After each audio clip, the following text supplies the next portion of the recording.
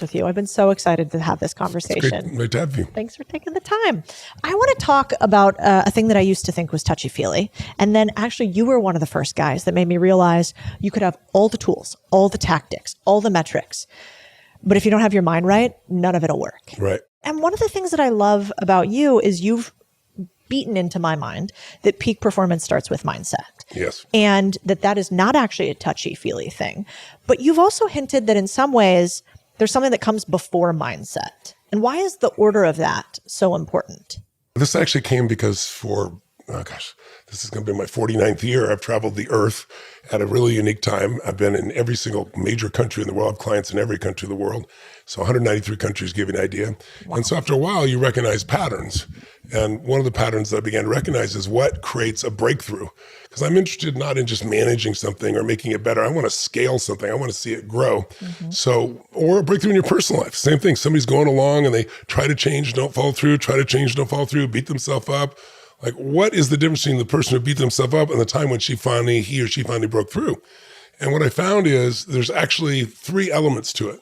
And the reason most people fail to have a breakthrough, I experience, is that they go after them in the wrong sequence. It's kind of like if you know the right numbers to a vault and you put them in the wrong order, you don't get the treasure, right? Yep. Same thing with your phone number. You don't reach the person. So I'll give you the 3 S's to a breakthrough. The first one is not the most valuable one. It's the first one people go for. It's strategy. Now, for you and I, strategy seems like the most natural thing to go for. If I want to achieve something, how do I do it? That's the number one question, right? But the problem with asking, how do I do it is, if you've never done it before, most people then go into what I call the tyranny of how. The tyranny of how is like, have you ever done this? Set a goal, maybe when you're really young, I'm going to do this. You maybe even told you were going to do this, and this voice in your head goes, who are you kidding, right? Yeah. Because what happens is you start to doubt because you have no reference base. You have no experience. And so when you're uncertain, you don't follow through. You look at a peak performer, what makes them a peak performer, if you watch them going down that court in the NBA or NFL or whatever sport it may be, you feel this relentless energy. There's not an ounce of hesitancy. There's absolute certainty. That doesn't guarantee success, but it increases the probability through the roof. When you focus on something you know how to do, the doubts show up. And then the second thing that happens is, I'll give you an example. Let's take a simplistic piece. 70% of Americans are overweight, right? We're the fattest country in the history of the world. We're infecting every other country with our dietary patterns, and people around the world are getting more and more ill. But is the secret to being fit and healthy like so complex that you only need super intelligent people can understand? Is it that it costs so much to learn that technology? Is it special only for the 0.1% of the population? No, the strategy of how to be fit and healthy, there's a million different strategies. There's not even just one. And they'll all work to a certain extent. Some are better than others, obviously. So it's not a strategy problem. Now, it's possible. I remember it's about 15 years ago, Time magazine had the cover of the magazine. It was the Atkins diet. And they said 14% of Americans are on the Atkins diet. Well, if you're on the Atkins diet, hopefully you woke up at some point and went, if anything makes my breath smell this bad and I got to pee on a stick so I got so much acid in my body, probably is not sustainable. But everybody did it. It worked for a short time. They went and did the piece to make it work. So some people did have the wrong strategy, but the real problem is the second S. I'm moving backwards in order of importance, meaning strategy is the least important, even though I consider myself a strategist. I know the right strategy could save you 10 years in your business. The right strategy could save you months in terms of turning your weight around or transforming a relationship. It could be minutes, right, if you have the right strategy. But people don't use the strategy because the second S gets in the way, which is their story. The story, we all tell ourselves stories about things. Our narrative of our life controls our life more than anything else. And all the story is a set of beliefs. And beliefs are nothing but things we've told ourselves over and over again with so much certainty that now we believe them. Like, for example, for yourself, if I can ask, can you think of any belief you may have had 10, 15 years ago that back then you would have fought for that belief, but today you're almost embarrassed you had that belief? Yes. Right? Most people can. So the fact that you believe it doesn't mean it's true. It just means you're certain. And so most people have certainty about what won't work. So let's take the example of fitness again. So why you ask that person who's 35 pounds overweight, how come you're overweight? Well, I've tried, what will he say? I've tried everything. That's right, everything. And I look at him and I say, with all due respect, you haven't tried everything. Yes, I have. I've tried thousands of things. Okay, name them. And then they'll go, well, I've tried, hundreds of things. Name them. Well, I've tried these 2 things that don't work over and over again is what it'll come down to, right? And they call that everything, right? So the story keeps them to do it. You're not in a relationship. You don't have a relationship. You say you want one. Why aren't you in one? Well, the good ones are all taken. Well, they're gone. Or they're gay and I'm not. Or I'm gay and they're not, right? It's not true. It's just not true. But the story controls what you're willing to do or not do because it's a belief, and beliefs control actions, right? So even if you have the right strategy, if your story doesn't support it, have you ever been with somebody and you were, let's say, trying to help them and you've got lots of skill. And so you're showing, hey, here's what you can do to take on small businesses and build a real mini empire for yourself, right? And you can do it with businesses people aren't competing you for, and you can earn great cash flow, and it's not sexy, but it's very successful. Well, let me show you how. And you can put all that in front of them and they're just like, no, it's like, no, that's not going to happen. It just won't work for me. You say, no, look, I can show you. I've done it. No, it doesn't work for me. And the more you push on them, then they get more irritated. And the reason they're irritated is they want to hang on to their story because the deepest fear everybody has, everyone has. Kings I've dealt with and queens, Academy Award winners, Grammy winners, winners of the NFL, the greatest players in history. Everybody has a fear at some point that they're not enough. Yeah. Not rich enough, not smart enough, not funny enough, not attractive enough, not playful enough, not something enough. And the deeper fear we have is that we're not enough, we won't be loved. And love is really, it's like the heartbeat of the soul, right? It's the essence, it's the oxygen of your soul. So people come up with a story so they can explain it's not that I'm not enough, it's just I have ADHD. Well, so did, Sir Richard Branson, he's done quite well, right? Don't confuse me with the facts. So the story, no matter how good and clear the strategy, and you do a fantastic job, I want to say on the air, I went through your book and I just thought you made it so clear for people. And I would be doing this myself if I wasn't already as advanced as I've done in terms of size of businesses. If I was looking to start, it's a great way to do it. And in fact, I remembered it now. When I was really like 18, I went to a guy's course called Bizarre Financing. And it was all about how to build these small businesses, right? But I think you've done a more thorough job. But the point is, they're not going to do it if they don't have the right belief structure, right? So you have to divorce your limitations and marry the truth of your unlimited ability. Now, some people get a divorce and then they go visit their divorcee on a regular basis. It's not a good idea. You have to just cut it off and no longer go there. You have to tap into the truth. As corny as it sounds, the truth will set you free. But for most people, they don't have someone to really do that to them. That's what I do. I create environments where that happens. But there is something before that. And that is the first S, the one you should start with, but most people rarely even get to. And that is your state. If you're going to have a breakthrough, it comes from your state. You can think of that as energy, vitality, strength, mental energy, mental fitness, right? All that really means is your mental, emotional state affects the way you perceive everything in life. Have you ever been pissed off at somebody and then you suddenly can remember everything that they ever did that pissed you off? Of course not, never. Right? So, and when you're in love, what's wrong with life if you fall totally in love? Not a damn thing. Nothing's wrong with it. It's where broken doesn't matter, we're in love, right? So your state controls your story. Your story and your state control whether you do anything.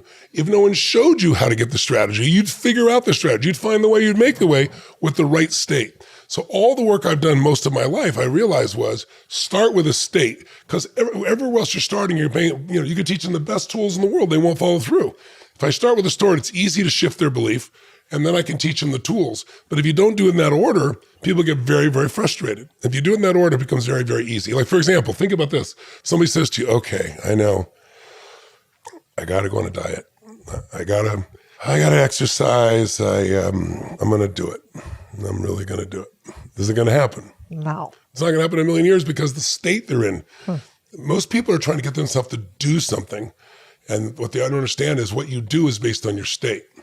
And what do you think is harder, for example, dieting or fasting? Dieting. Yes, very much so. Absolutism. Because fasting is absolute. You just don't do it. That's Dieting is like a rule by attrition. It's like, have this? No, I'm having water. That's nothing, right? Yeah. So if you get to that place, that mindset, which is total resolve, that's what it takes to fast. In a state of resolve, it's easy. When you're dieting, you're saying, well, could I do that? What if I could do that? You're negotiating. Negotiation with yourself makes you weak. So the right state, you'll get the right behavior, you'll get the right story, and you'll find the right strategies. And so my focus is first there. And I still do all three, but that's where I go first. That's so good. It was funny because I was talking to some of our mutual friends. And one of them was like, you should ask him something that you need to change. Like, get a little vulnerable. Sure. And I was like, oh, God, he's seen all the things. I remember watching I Am Not Your Guru back in the day. And you're just like, a woman's life.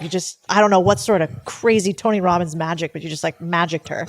And I thought about it. I'm a pretty disciplined individual in a lot of ways. But for instance, like small things, this time of year, like I will say, no, I'm definitely not having multiple glasses of red wine and that bread. And then I will do it. But in your mind, the formula, does it just go absolutes? So like, is my next step just, okay, Cody, no red wine ever, no bread, or I have to say it when I'm jumping on a trampoline, or I have to say it when I'm excited. Like, how do I tactically change that? You need stronger reasons, honey. You don't have strong enough reasons to follow through. So you have reasons in the moment. It's like decision making. Why are most people supposed to make a decision and then they don't follow through? That used to fascinate me too. And what I began to realize is a couple things. Number one, most people don't make a lot of decisions. So they have kind of weak decision-making muscles. I don't know if you've ever been around somebody at dinner at a restaurant and there's a person who's always the last one and they still can't decide. And the waiter or waitress is about to lose it and then they finally decide, right? Yes, I never hire them. That's actually a No, great... you never hire them in a million years. However, the reason they're not making a decision is they want to make the right decision always. They want to do the right thing. But perfection doesn't exist. It's just not there. So if you look at decision making, I remember I met General Norman Schwarzkopf, who did the original Desert Storm group, and I remember asking him. We were talking about leadership and what's the most important thing in leadership, and he said decision making. And I said, well, how do you make tough decisions? He goes, that's what you're paid for. Any idiot can make the easy decision. What makes you a leader is big decisions. Yeah. He said, but to get those big decisions done, you have to have strong enough reasons to follow through, or it won't happen. And he says, if you don't come up with the reasons, the decision doesn't last. And he told me a story I'll never forget. He said that he was a private working for a general. And the general was one of the most powerful. I think he was a 4-star general, a 3-star general at the Pentagon. And very influential man, to say the least. And Pentagon had wrestled with a decision, a strategic decision for the Pentagon as a whole for almost 10 years. And they had people that argued on both sides pretty powerfully, so much so that no one could decide. And so they set a date where they're going to finally make a decision no matter what, and the general's going to make it. And so Schwarzkopf was the private, and he had 5 other guys. Their job was to accumulate all this information from both sides, which he said literally filled almost half a room, and try to bring that down to like 6 binders. The general could go through and really understand both sides of the issue. Well, as they're doing the collation, trying to go through this, which they were completely behind, he said he was getting so scared. And then the general was called out with an emergency, and he had to leave and didn't come back until literally the night before the decision-making process. And so he has no preparatory materials. And he said, I didn't know what the hell to do. I gave the general stuff, but I knew he couldn't possibly do it. He couldn't resolve these. Should I cancel the meeting? He said, no, bring the meeting. He had the meeting. He said, okay, give me side number 1. He said, you have 20 minutes. Give me side number 2, you have 20 minutes. And when they're done, they stood up and he said, do that one. And they all went, that's general. And they saluted and left the room. But the story's interesting part was Schwarzkopf, as a private, is thinking he couldn't possibly know what was the right decision to make that decision. This is insane. And he was so stressed about it that he worked up all his courage, knocked on the general's door, and said, permission to speak freely, sir. He goes, at ease. He goes, General, I know you couldn't possibly review the materials. We couldn't even get you all the materials that are there. You just made a decision that determines the direction of the Pentagon. No one can make that decision for 10 years. You just did it. He goes, that's right. When put in command, take charge. He said, make a decision. He goes, but General, you didn't have enough information. He goes, there was too much information. He said, both sides have been arguing for 10 years. Here's what I know. Whatever decision I made, it'll be right, it'll be wrong. If it's wrong, we'll find out quicker. It won't take us 10 years and we can change our approach. If it's right, we'll be on the right track and we'll move forward immediately. Wow. Decisions need to be made. And I thought, what a great approach, right? So later I started studying and I was like, I think decisions have 3 parts. So when you go do yours, you decide not to drink or decide to drink only so many of these elements, drinks, right? A decision can feel a little bit like a war. I'm going to do this. I get myself to do this, all right, I'm going to do it, right? But it's a 3-part process, and that's what people don't understand. If you decide that's all you do, you're making a decision in the moment. You meant it when you made that decision to yourself, wouldn't you say? Sure. Yeah. So what happened? Later on, you're in a different environment, right? You've not taken the moment and pushed it into the future. What takes that moment, pushes in the future is if while you're in that moment, you did something that commits you to follow through, where there are consequences if you didn't, significant consequences, right? And that's what the journal does, right? So you look at this and go, okay, I say I'm going to do this, but do I got enough reasons? Is this really that important to me? Because if it's not, I want to bullshit myself. I'm not here to lie to myself. If I'm really going to do it, then here's my absolute commitment for the next 30 days. And this is what it costs me if it doesn't, right? And this is what I get. This is why I want to do it. So it's not just a moving away from approach. But I always tell people, never leave the site of making a decision without doing something that commits you to follow through later on. Because you're going to be in a different state again, right? And you're going to make a different decision in that different state at that party that's there. But there's a third step that most people never get to. It's resolve. So think about, what does it mean to you to decide? Tell me what it means to you to decide. What's that feeling when you decide? It's forward momentum. Okay. It's a choice what does it mean on to path. commit? To not go back. It's there's an anti instead of a, that's right. a pro. Now you put a line in the sand that's beyond just this moment. And you've taken what's in the moment, taken it forward. What does it mean to you to resolve? Like, no matter what we're going to do, we're going to execute on this. That's right. Resolve means it's already done. You say something is resolved, it's already done. It's done in you, so it's going to be done in the world. And what resolve brings an interesting emotion. Decision-making can be a little battle. Commitment can feel like having to use some force.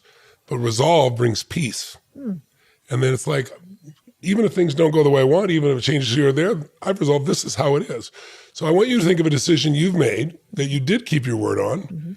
That was a difficult decision. Because the alcohol one's not that difficult, right? I bet you've had some much more difficult decisions you've kept. Definitely. Can you tell me one? Yeah, I mean, I'm divorced and remarried. So I remember when I was going through my divorce, or when I was going through my not so happy marriage the first time, I couldn't make a decision on doing it. And so I said, I'm going to put a date on a calendar. And by that date, I will have done the actions I think will, go to therapy, have lots of conversations, attempt to resolve it. Yeah. But if I can't, that will be my date. And by then I will tell him and we will commit. So listen to what your language is in it. You decided, and in that day you decided, you also committed. You committed to what had to happen in the future by a certain date, by a certain time, and what was going to occur. Yeah. Did you get to resolve? I did. When did resolve happen? Did it happen that day or later? No, it happened that day. So did you feel, what did you feel inside when you resolved it? Peace. Peace. Sadness, but peace. Yeah, I understand.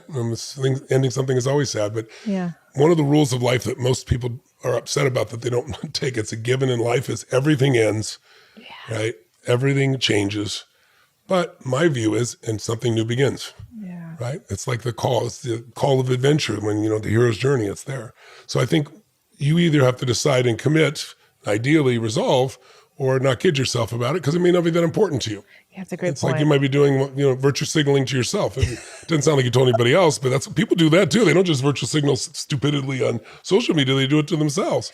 Yeah, it's fascinating you say that. My husband is a former Navy SEAL, and so he is so He knows committed how to to his commit word. and resolve. He does. And one thing that he's taught me lately that has helped the last couple of years is if we make a decision and we are committed to it, he does a thing that now I have a word for it, I guess, which is this idea of commitment and resolve. He'll say, like, for instance, we had something we wanted to do, and he was like, okay, well, what are you going to do if you don't hit that goal? That's it. And I said, I don't know. What do you want me to do? What's on the table? We put in cash and put it. And he was like, that's not big enough.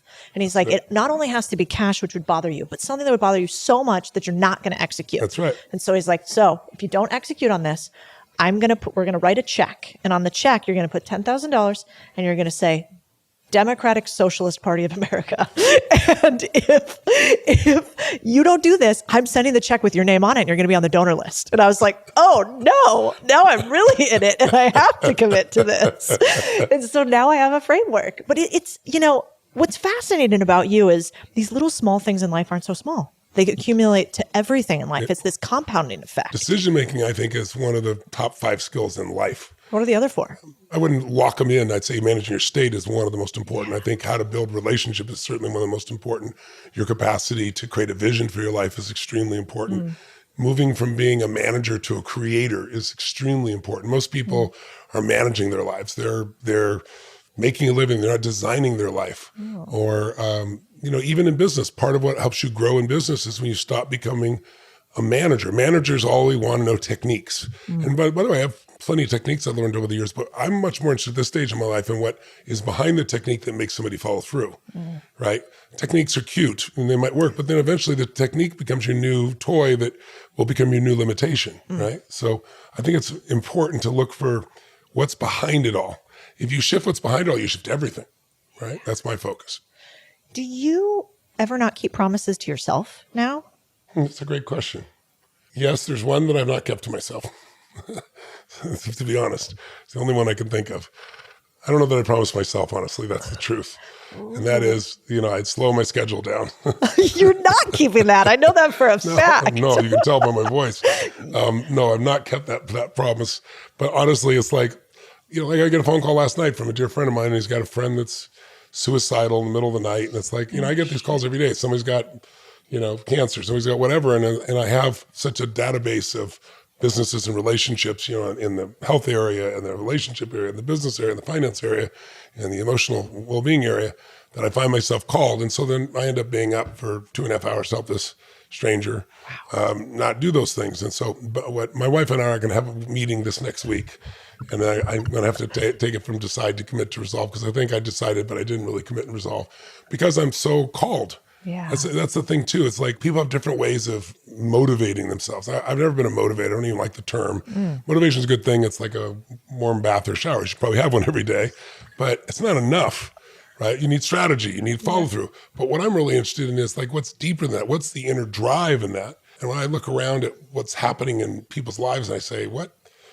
You can think of it as this way. You can think of there's like, let's say, pull motivation and push motivation. Push is what most people use. I'm going to push myself through. And I'm going to make this happen. Well, that takes enormous, I would say, inner strength. And you clearly have that. I clearly have that. Inner drive.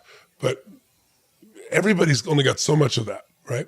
What's unlimited is pull motivation, pull drive. That's something that is something you care about more than yourself, so much more than yourself, that it's not effortful. It gives you an energy that's also almost feels superhuman to other people. And it's because this is what you're made for. And when you find that, it's been said before, the 2 most important days of your life are the day that you're born and the day you discover what you're born for, right? I know what I'm born for. And so changing that in my life and saying, I'm not going to do that, I have to find somewhere in between the two. I have to find what I am willing to commit to in that process. Well, that's interesting. My first response in my head was, no, of course I keep my word to myself for everything. And the probably still is true, because my word to myself is I will always show up when it matters most for people. Wow. Yeah, you almost have like a higher priority than you even realized above the sub priority. Yeah. Well, it's so timely because you're having an event in January, and I really wanted to go to. I was going to go to your last event, and we're in the mix of all this fertility stuff. And so I understand. It's one of the first times where I haven't been able to keep my word as often as I'm used to other people. And it's out of my control for the first time. I understand. Owning a business is incredible until a slip-on site or a pissed-off client or a tiny mistake turns into a very expensive problem. If you're not covered, that can actually wipe out months, even years of work. That's why smart owners use Next Insurance. It's coverage built specifically for small businesses, all online, all instant. So no paperwork, no waiting, no corporate runaround nonsense. Whether you run a cleaning crew, a fitness studio, or a business you bought on Main Street, Next keeps you protected so you can keep building. Taking risk is part of the game. Being protected is how you win it. Head to nextinsurance.com/Codie and check them out. I love the idea of this event because, new year, new you. There are all these things around this time of year. Yes. But we don't actually keep our promises to ourselves for the most part. And one of the ways that I, in the beginning, maybe thought of you was like, oh, it's positive thinking. We have to positive think. And that is actually the opposite. No, I don't even believe in I don't believe in negative thinking. It doesn't help you. I believe you need to find what's true. And I don't believe you should go to your garden and there's weeds there, so you chant, there's no weeds, there's no weeds, there's no weeds. It's like, no, reach down and grab the weeds, right? You got to see what's real. You got to see it as is, but also not see it worse than it is. Most people see it worse than it is because they're afraid of failing, so then they don't try, right? And then you got to see it better than it is, because without a vision, people perish, right? You have to have a vision, and then you got to make it that way, and that's where the strategy comes in, right? So that's how I look at it. But no, I've never been into positive thinking per se. When they did the Secret, they came to me to be part of Secret. I said, I will not participate in a million years. This is bullshit. They said, you're saying the law of attraction is bullshit? I said, no, law of attraction is real. It's one of dozens dozens of laws. And you're saying that's the whole game? And I remember this guy was saying, yeah, but I was coming here to talk with you about this. And he said, and I was running late and I thought green, green, green. And I got all green lights. I said, well, what's going to happen when you're coming to see me and you get all red lights? You're going to say you're thinking about it? Are you telling me some person who was in Alcatraz was there, or not Alcatraz, but in Germany, in a concentration camp, that they were just a negative thinker? Sometimes not getting what you want is what the universe or God wants for you. So you develop lessons, skills, muscles, strengths, caring that you wouldn't have had without it. So it's not just that. There's other things like capabilities. There's like skill sets. You can't do that. So I was revolted against that. And I watched it go like this and of course crash, because everybody wants the oversimplistic view of life, but they won't get you results. Just thinking positive is not going to do it. Thinking negative will certainly hurt your life, but that's not the full gig. No matter how bad I want it, if I go try to one-on-one you on that basketball court, I don't think I'm winning. You got like just a tiny few inches more than I do. But it's important because these days I live in Austin, Texas, and there is so much, if you think it, you will get it. And if you rub this crystal, I brought a crystal, I like a crystal, but I still don't think it's going to fix everything for me. No. I mean, listen, I think thoughts are real, and whatever you think about consistently, you tend to manifest in your life. But there are other things beyond just that one force of what you want.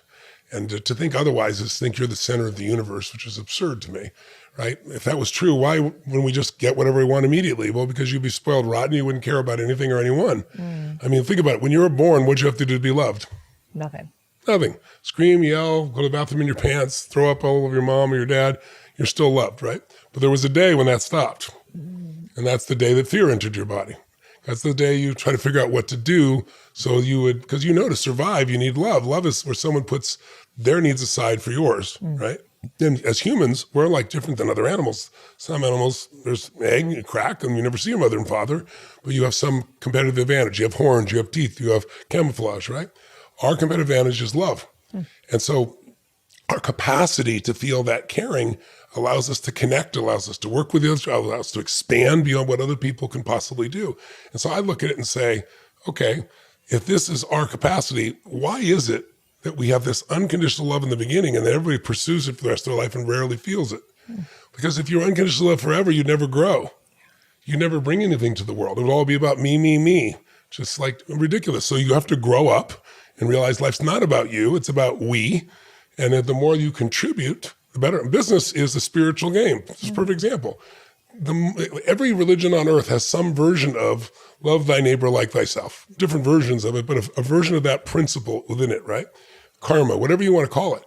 When you fall in love with your client, not just fall in love with your customer, your product or service, that's going to change. Fall in love with your client and you're trying to do everything you can to meet their needs. And you turn them into a raving fan and you love on them and you think constantly about meeting their needs like a mom does their kid, or like a best friend does for somebody they really care about, you're going to grow in business. You're going to grow anything that you do. But we're not meant to just have unconditional love because then we wouldn't grow, right? We need to grow. We need to expand. And so otherwise, all these stupid thoughts like, oh, I'm just going to think it's going to happen to be there. Plus, if you went to Vegas, what's the worst thing to happen if you go to Vegas? Well, in this case, maybe lose all your money. No, the worst thing that can happen is win. Oh, interesting. Of course. Yes. Then you think you're skilled. Steve Wynn's a good friend of mine. He built most of Las Vegas. So he disagrees. I was with him one day, and this guy won a $10 million jackpot. And Steve is a very tight guy in finance, right? Very tight guy. Like he knows what every one of his retailers is doing, and he wants the maximum dollar for each one. And Louis Vuitton wasn't paying him enough. He'd get very upset. I'm like, you're doing quite fine, right? He says, no, I want to. But when a person won, I saw none of that. So I finally said, Steve, usually you're pretty uptight about something like this. He goes, no, Tony, don't you know? Do you see all the people around him? See all the pictures? That guy will come back for the rest of his life, but so all these other people. He goes, the odds are my odds. He goes, that makes me money. I'm in it for the long game. That's how it works here. But if you went to Vegas and let's say you pulled one of those Warren bandits and you get the jackpot, what was your response going to be? Sweet. Awesome. Yeah. Second time. Probably less excited, but still excited. 100 times every time you get the same victory. Now it's called a job. That's fascinating. Right? So we need jackpots in our life to make us feel alive. If you got everything you wanted every moment, you'd be bored out of your mind. It's such a good point. What's interesting about you is, I think a lot of people struggle with people pleasing, right? And, maybe they try to do things that other people think will make them likable. Yeah. You seem to do the opposite. Like, you are so comfortable pushing buttons, saying hard truths, and at least what I've seen publicly, kind of pushing people out of their comfort zone. And I know I don't do that till they first know how much I care. I earned that right. They see that. I don't just come in like a jerk and go this, because no, I don't think really you come do. off that way. But I think that's scary for people, even It is though scary. I do believe a lot of times that's what we need. We need like Chris, my husband, calls it a benevolent bully, somebody to push you like you need it. Yeah. Have you always been like that? Or how did you learn to push people the way they needed to? No, I was more of a pleaser growing up.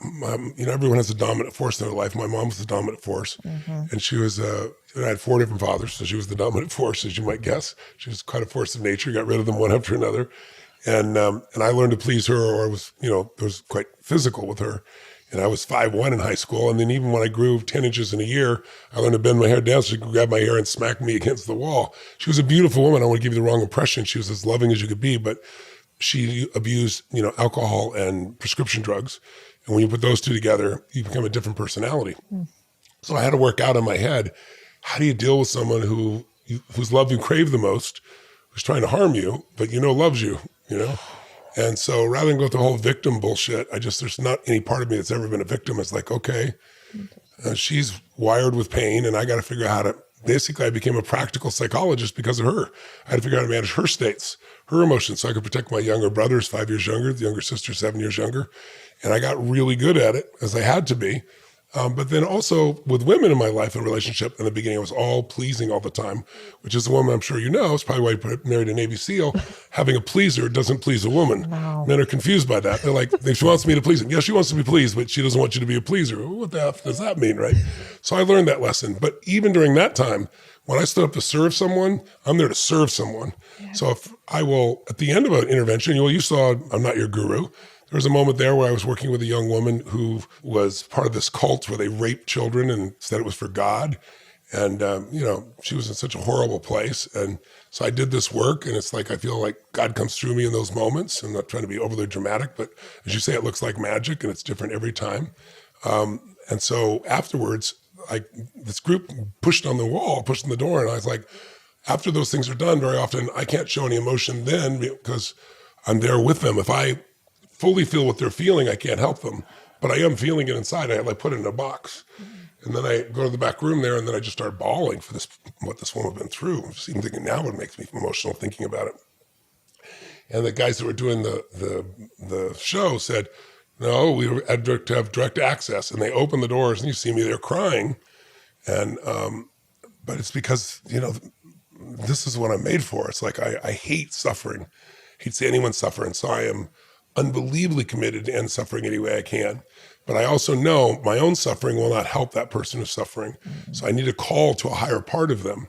And I can do it in multiple ways. I can do it with humor, I can do it with intensity, I can do it with fun, I can do it being weird, but I will find the way to get them there. And it's different every time. And that's my art. That's where you can call it the universe. I call it God comes through you because you're trying to serve something more than yourself. You get different insights. If you're just trying to serve yourself, you get a certain level of insight. If you've got a family you care about, you're trying to serve your family, you get a different level of insight, trying to serve, a community, the world. I don't mean virtue signaling bullshit. I mean, it's in your heart.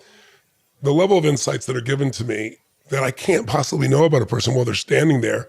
Like people think there's a script backstage or people come up, even the guys who are filming, so they went, do you have an earpiece or something? And I was like, what are you talking about?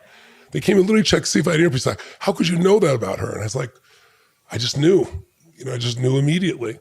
So the emotion I go through is enormous. It's not like I'm just cold and this is how it is.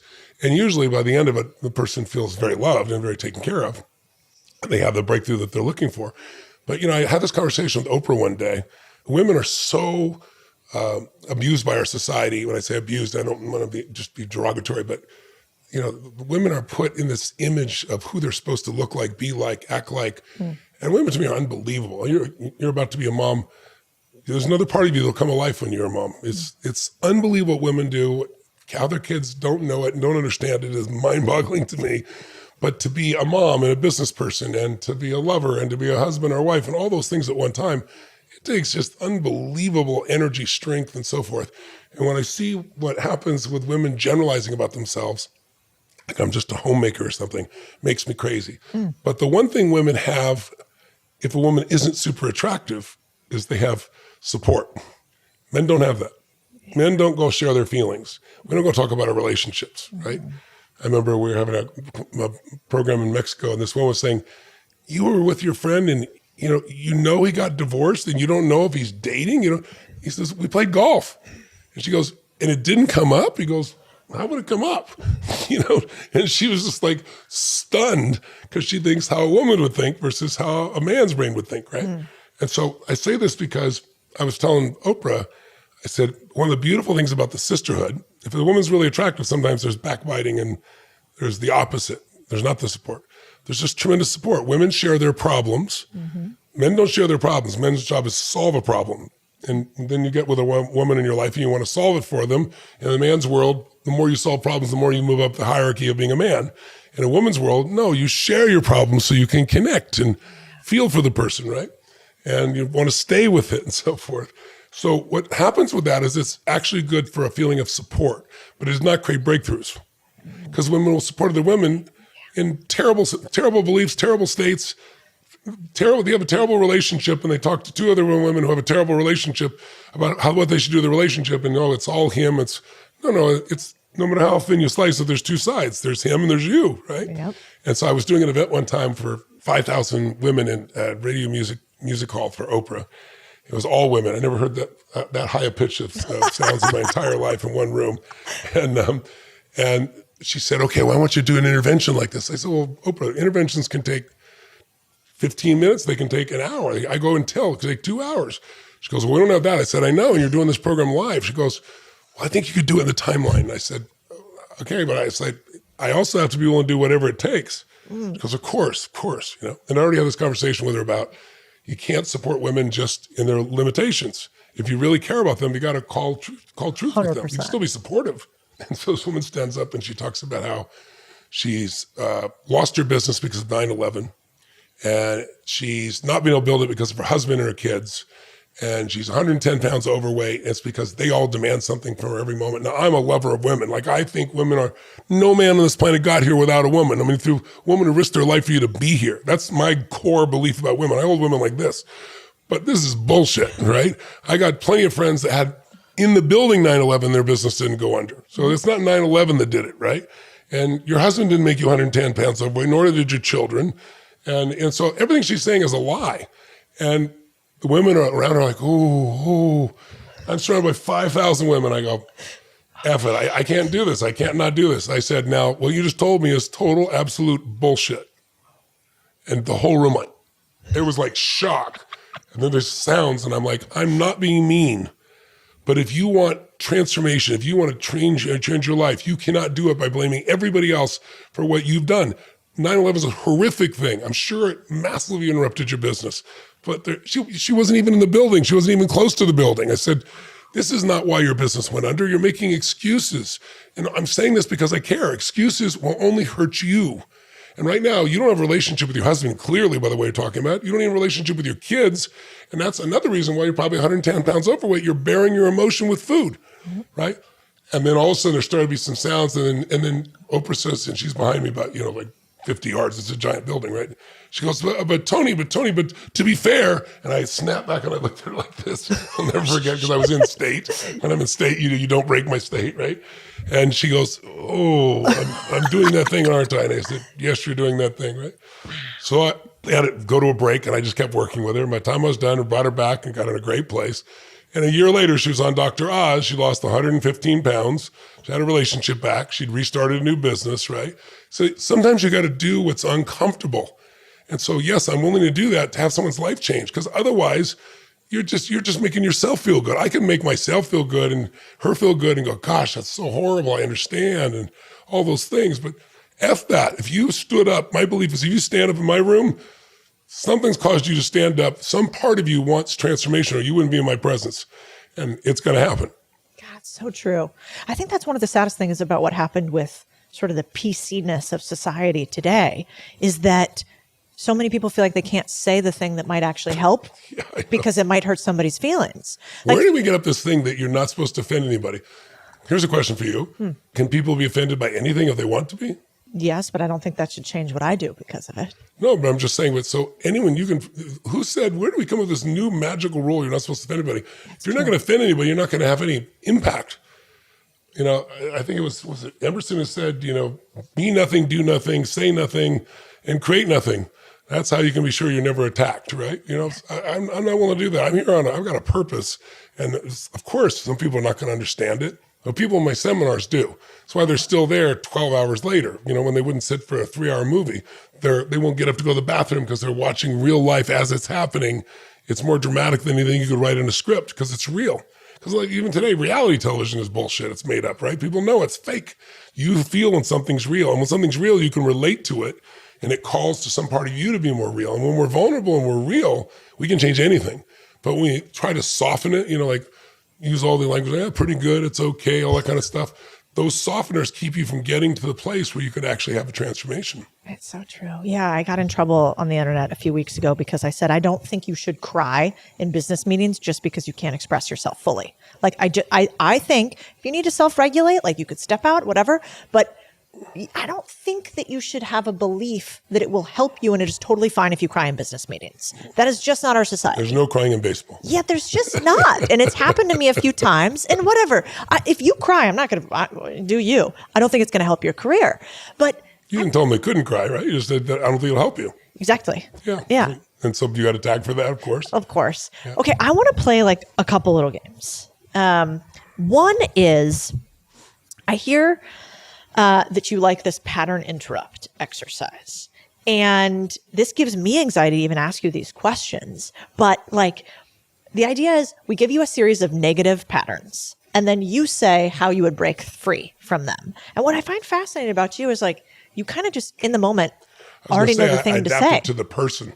Right. It has to be like, I need to know what's going on, but I'll give you some general things if you want. But okay, well, let me give you some examples.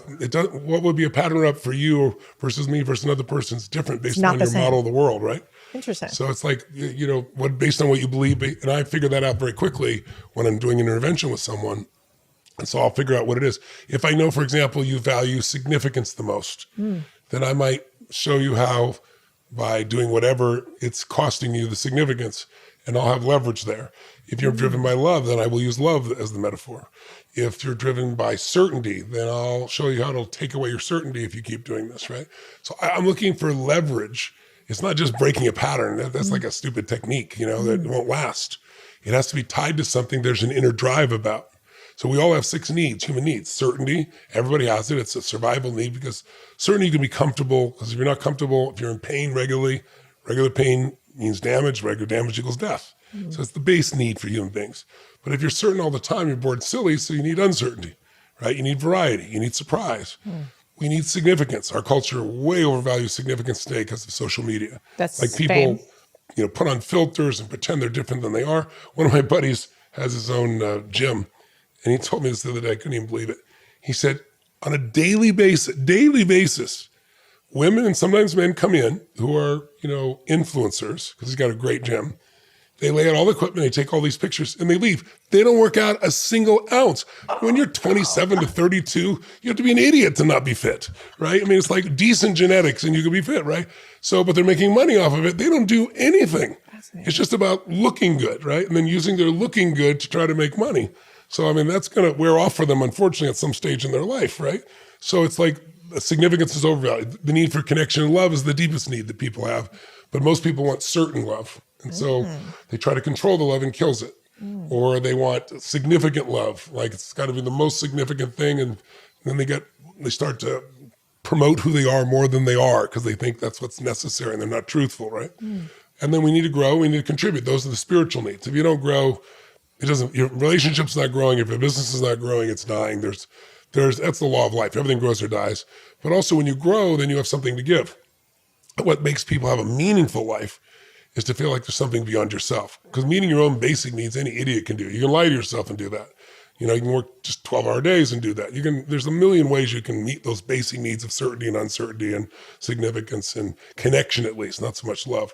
But when I look at people, I try to see what's driving them, and then I know better which pattern will work. But go ahead and give me your list, and I'll just give you some simplistic responses. Can you tell right away after meeting somebody what their One of the sixes? 6 knees. I look to see what are their top 2. And what if you know nothing about them? I ask questions along And the then way very you quickly. ask a lot of questions Yeah. all the time. One person counted one time. I had a woman who was suicidal, and a guy in the back who was a trainer was writing down. I asked 167 questions before I made one statement. Fascinating. So you ask questions to figure it out. What about, you have a lot of businesses now. And can you tell immediately if somebody is somebody you should partner with or not? No, I can't tell immediately. I can get seduced because people put on their best behavior. They're going on a date, right? So I look at it this way. If I'm going to evaluate somebody, I have 3 questions. Same as what you would have in your business or on a date. Can they do the job? If I'm interviewing them in one of my companies, by the time it gets to me, of course they can do the job, or I wouldn't be interviewing them, right? Or if you were dating, can they do the job? If you've been dating them 6 months, yeah, they can do it. The more important question is, can they do that job well long-term, right? Will they keep doing a great job? Because everyone does a great job in the beginning, right? And what determines that is, are their goals in alignment with the job, right? So I remember years ago, we had a woman that worked for us for 5 years as our personal assistant, and we were traveling the world, and we were pretty 24/7, and you become part of our family, right? And we love her and still do. She's still a close member of our family, but she fell in love with another of our employees and had a child, and so she needed to stay put. So we had to replace her. And so we went to the LA, because we were living in California at the time, Southern California, went to the LA Personal Assistants Association. We went through 5 hires in 5 months, and none of them were even close to good. And they all sounded so good to start with. And then one day I realized, we're fishing in the sewer. Who comes to LA to become a personal assistant? They don't come to become a personal assistant so they can help people, change the world, help a family. They come because I discovered they wanted my clientele. They want to talk to Quincy Jones in those days, or Anthony Hopkins, or Sly Stallone, or whoever it was that I was dealing with at the time. And they would treat them like gold and treat all my other clients and friends like they were dirt, right? Including my wife, so I get rid of them. So I realized, you've got to decide where are you going to find somebody who's more aligned with the job and their nature and in their goals. Or I have a friend that I bumped into in Fiji one time. I have a resort in Fiji, and my wife and I were flying commercial in those days still. And we, you go through immigration, there's about 5 lines. I said, honey, why don't we go on this line here? It looks like it's fast. She goes, no, this line's faster. I said, look, honey, this one's actually fast. She goes, I think this one's faster. I said, fine, you go on that line, I'll go on this line. And we play these silly games. We're going to race. So we're going back and forth. I'm ahead, then she's ahead, back and forth. We're being silly. And this man hears my voice because I said that to my wife. And he goes, Tony. And I turn around and look. And it's this guy. I hadn't seen him in about 9 years. Brilliant businessman. And I said, what are you doing here? He goes, what are you doing here? I said, well, I'm here with my wife. I have a resort here. I'm here to take a few weeks off. And he said, you have a resort here? I said, yeah. I said, where are you going? He told me. I said, oh, too bad. We're the #1 resort. I teased him. I said, but what are you here for? He goes, I just got married. I said, again, it was his 3rd marriage. He goes, yeah. And I said, well, where's your bride? She was standing next to the stage, and they were doing the same thing we were doing. So, you're in the line. And I said, so how long have you known her? Because I'm talking to you, 7, 8 years? He goes, yeah, probably just a little bit of last time I saw her, probably 7 years. So, you know, 7 years, you're just now getting married. I said, how come? He goes, she wore me down. And I thought, oof. So then quickly I'm trying to change the conversation in my head. I'm like, well, are you going to have kids? He goes, Tony, I've had 2 families before this. I went through all of that. I lost all my money twice. We are not. I said, well, I looked across and this woman's like 29 years old and he's 48. I said, have you had a discussion about this? He goes, yes, that was my deal. If we get married, no kids. So I'm thinking, oh my God, he's in for a rough ride. So we get to the front, we introduce each other's spouses and they go off and I look at my wife and she looks at me and I go, they're in trouble. She goes, oh, you have no idea. I said, I think I do. What'd you learn? She told him, yeah, he thinks we're not going to have a kids, but we'll have within 2 years. And they did. And he got divorced for a 3rd time. The problem is they didn't have their goals aligned. You don't have to have all your goals aligned, but on major issues like a child or not, it's got to be aligned or you're not going to sustain that relationship. So whether it's a business or whether I use business because it's easier to modulate in your head, right? Yep. Or a relationship, it's the critical element there. And then the last part is it the right team fit? In a business, you can relate to this, I'm sure, because all those businesses you run. You can have somebody who's a superstar, but they're the wrong team fit. Oh, yeah. They rub against everybody else. They piss everybody else off. And maybe they're like your top salesperson or your top marketing person, your top whatever. And you don't want to get rid of them because, man, they bring in a lot of revenue. But unless you do, they'll destroy your business. They've always said, it's not the person you fail to hire, it's the person you fail to fire that destroys your business. And so I'm a big believer in testing. Now, one of the things I do with partnerships today, just as a little clue, I shared this with Patrick Bet-David the other day, and I didn't realize how important he thought it was. And I was like, I guess it really is. He said, because I've been through so many rough ones. I said, I was too. But what I do is a full background check on everyone now. Yeah. And it saves me enormous amount. And I tell them up front, listen, I'm an open book. Please do a full background check, everything on me that you want to check.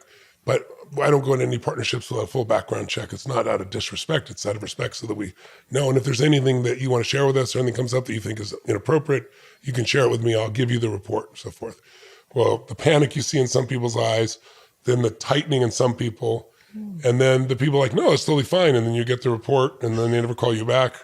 I mean, I have saved myself so much money, time, and energy by having that one investment in a long-term relationship up front. So smart. I wish I would have done that earlier on. Although I think some of the biggest partnership mistakes I made were cheap in retrospect. Like they were painful, but you're like, I needed to lose that money. I needed to lose that relationship, or I would have kept having the same pattern. Yeah, there's always a benefit. But as the years go by, you'll probably be less tolerant of having those things happen. True. Well, it's heartbreaking, I think, yes. because the partnerships, I remember one in particular. I thought we were buddies. I was like, I've been there. Yeah, I'm like, I met your baby. I thought we were best buds. And, there was one instance where they kind of targeted me. I was on the internet and I didn't realize there was this type of human that, I guess there are predators everywhere. Yeah. And so then I had to realize, where am I short in my analysis of people? Yes. And how did I sell myself on what I wanted instead of what was in front of me? Most of my most important skills came from some early mistakes with people, one of which I had two partners, and I brought them on board and made a deal with them that was ridiculously good for them. But it was based still on some results, and they absolutely stole $758,000, $250 of the $758,000, put me in debt $758,000. My company was doing $1 million. Wow. So not billions, $1 million, right? So it was like all the money I knew, and I'd been on the road 225 days, and everybody told me I have to go bankrupt. And I wanted to kill this guy. He fled to Mexico, and I realized, well, I'm chasing him in Mexico. My business is going to go under. So I went to Fiji, and I was so angry at him, but I said, no, who I'm most angry with is me, because how did I not see this, right? I don't care how good he presented. Was it about human behavior? I don't fully understand. And I was second day in Fiji in this sweaty little hut, and I went to sleep with that thought, just burning thought. I woke up the next morning and I wrote literally for 6 straight hours filled up 3 journals, all these distinctions I made. And I created my Date with Destiny program because I did it to me. That's my favorite program. It's the only seminar I've been through because I did it for me. Changed everything, rewired me so that, sometimes you have values that pull you apart. Like you want to please everybody and you want to be as successful as you can. You want to be totally honest and you want everybody to be totally happy, right? And I learned how to align my values so that I was pulled instead of having to push or being pulled in different directions. And it was the first time in my life I felt calm. And everybody around me was like, you're so different. It was like a rewiring for myself. So I agree with you. Sometimes your biggest mistakes, if you learn from them, are the most important ones. But I don't want to make the same mistakes. And so I look for systems to help with that as well. You have a program coming up in January that's Time to Rise Summit. I've never been to this one before. Yes. I want to hear about it. And I also want to hear about how you prepare for these shows that you do, because I hear you obsessively prepare even to this day for the shows you put on. Is that true? That's true. I believe in overloading my brain because I never know what's going to happen. Because I don't just do a rote talk, right? I sometimes I'll prepare everything and then I go out into the audience and I feel different things. I see people, I see where they are, and I have to adjust. Also, could you imagine, this will be my 49th year I'm about to begin. So I would be bored out of my brain if I was just doing the exact same. Now, I know there's certain things that work and what to do, but I have to be able to adapt to feel alive and do art. And art is something that's different every time. It's not the same. And it's also what challenges me. So I feed my brain everything I can, and then I trust when I step on the stage, what'll be necessary is there. How do you feed it? Like, what does that look like? Well, for example, in my Date with Destiny, I have people fill out about a 20-page interview report. There's 5,000 of them. And I read them for a week. So not everybody does it, by the way. Some people wait till the last minute, so or don't turn in at all. It's only your destiny. Don't worry about it, right? But what it gives me is the patterns in the room. I may not remember every name, every story, but I remember what the patterns are. And then when somebody stands up, even if it wasn't that person, I know if I can work with this person and help them transform, I could be affecting 50 or 100 people simultaneously, right? Yeah. That I consciously know about. That's how I load my brain. I also brainstorm out different examples or tools. I'm always coming up with something new in terms of insight or strategy. And then, but the event you're talking about is a really unique event. I started it because of COVID, because I was used to doing stadiums, right? And in 2020, the governor of California's team calls me up. I know him well, not a big fan. Newsom called you? Yeah, well, Newsom had his team call me, and then he wrote me directly. He was upset about me telling the world that he canceled the event, which he did, right? He said, "You're not making me look good," he said. I'm like, you go, "That's you." Like, you're a nice man. I like you personally, but I don't agree with your policies, right? This is ridiculous. So we had an event there for 14,000 people, and 2 weeks before, he sends out the message to me from his team and says, "You can only put 100 people in the stadium, our new rules." I said, I said to his people, I said, "This is absurd. You know we can't put 100 people in a stadium. What are we going to do with the other, 13,000, 900 people?" And so I said, "Screw them. I'm going to move this thing to Vegas. They'll never shut down Vegas," right? So 2 weeks before, we moved 14,000 people to Vegas, and they shut down Vegas, right? So then I'm like, oh my God, I mean, I need to help these people. The time they need us most is during this time because everybody's depressed and upset and not know what's going to happen. So I said, okay, let's move it to Texas. Texas is its own country. I met the governor there. I don't know him personally really well, but I've met him. He says he's not going to shut down. 7 days before they shut down Vegas, we rented a big church, 14,000 people. So then I was like, I'm just relentless. I'm like, okay, well, they allow you to put 10 people in a movie theater. I said, okay, we'll do 1,400 movie theaters, local for people that don't have to travel. We'll have big screens, we'll have big sound, at least 10 people interacting with each other. Then they shut down the movie theaters. So I was like, okay, we're going to build a studio. And my CFO was like, "You're going to build a studio?" Like, we lost $100 million in 6 months because I didn't want to fire anybody. Because he kept saying we're 10 more days to stop the whatever the language was used in those days. And I was like, so I said, we can't wait. So I bought a building because I couldn't build it fast enough. 50-foot high ceilings. I built 22-foot high LED screens, made them 50 feet around me, and got 0.67 resolution, highest resolution in the world. I could see more in your face than I can even see now because you're this much bigger, right? And then I called Eric Yuan, the founder of Zoom, and said, 1,200 people is not going to work. I need 25,000 people. And he's a fan of mine, so he changed the tech so we could do it. And then I hired all these people. They all said, we can't do this in 9 weeks. And I said, well, then you're not working here. And I just kept going through people. We literally, the night before, were putting it all together. And we got up, we did this event, and we had people from all over the earth that participated. And I had 193 countries there. And we had over 25,000 people. Normally we'd have 15,000. So it was even more people because they could do it from different places in the world they wanted to. So then I was like, okay, I want to reach everybody. Let's do an event for free. Let's do one event for 3 days, not just an hour thing or two. Let's do like 2.5 hours a day for 3 days, enough to give people a real transformation. We'll do it right at the beginning of the year. It's kind of the comeback challenge, I called it back then. It's now called Time to Rise. And the comeback story is the best story of your life. You're down, everything's not working. That's what inspires people. This is the comeback time. And we put it together. We had 1 million people show up, 1,000,001. And now we've done it for 7 straight years. I think this will be the last year I'll do it. My schedule's so full. But we'll do one last one. And we're going to do it for 3 days. And people from 193 countries attend, every country in the world. And we go for, like I say, 2.5 hours. And we help you not just make a New Year's resolution, which nobody keeps, right? Because they don't have a plan, they don't have a strategy or anything else. We help you create the breakthroughs that are necessary. And you become part of a really cool community because we have a Facebook community. And so in the middle of the night, I give people an assignment and they make these videos and you see people transforming from all over the earth, every age group, every direction, every country, every language. So I love that aspect of it. And there's no charge for it. Literally, it's free. So if people go to Time to Rise Summit, TimeToRiseSummit.com, TimeToRiseSummit.com, they can register for it and they can attend it. And you can think of it like going to a great 2.5 hour movie 3 days in a row, but instead of just being entertained, at the end of it, your life is really transformed.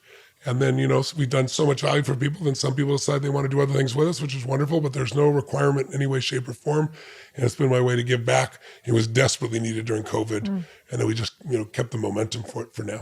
Do I get claps at the event? The Tony Robbins claps? You do, don't you? Because it's my favorite part of the event. Well, I can't wait to come to this next one I can't wait to see what this next Well, that's the thing evolution about it. looks You don't for. have to come to it. It's digital.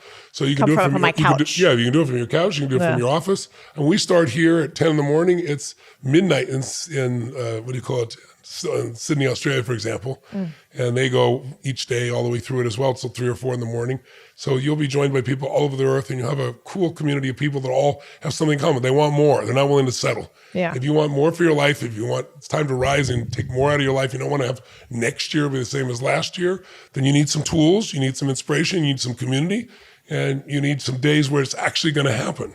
Like you said, put it on the calendar and make it lock. So it's coming up January 29th through the 31st. January 29th through 31st. And if they go to timetoRiseSummit.com, get you signed up and lock it in your calendar. And I encourage people, bring your family, bring your friends or your coworkers at the office and do it. It'll be an experience you won't forget.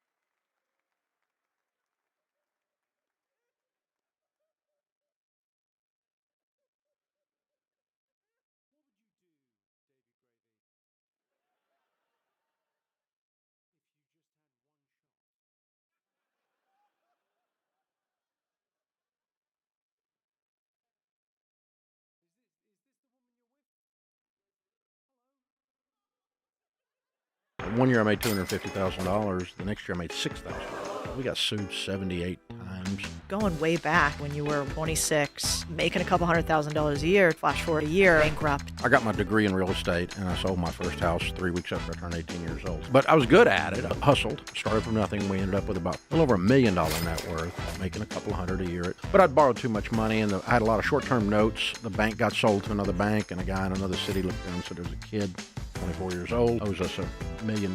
This is crazy. And they said, let's limit this relationship, which is banker talk for ruin his life. And that started a snowball that took 2.5 years to unfold. And we were bankrupt at the end of it with a brand new baby, a toddler, and a marriage hanging on by a thread.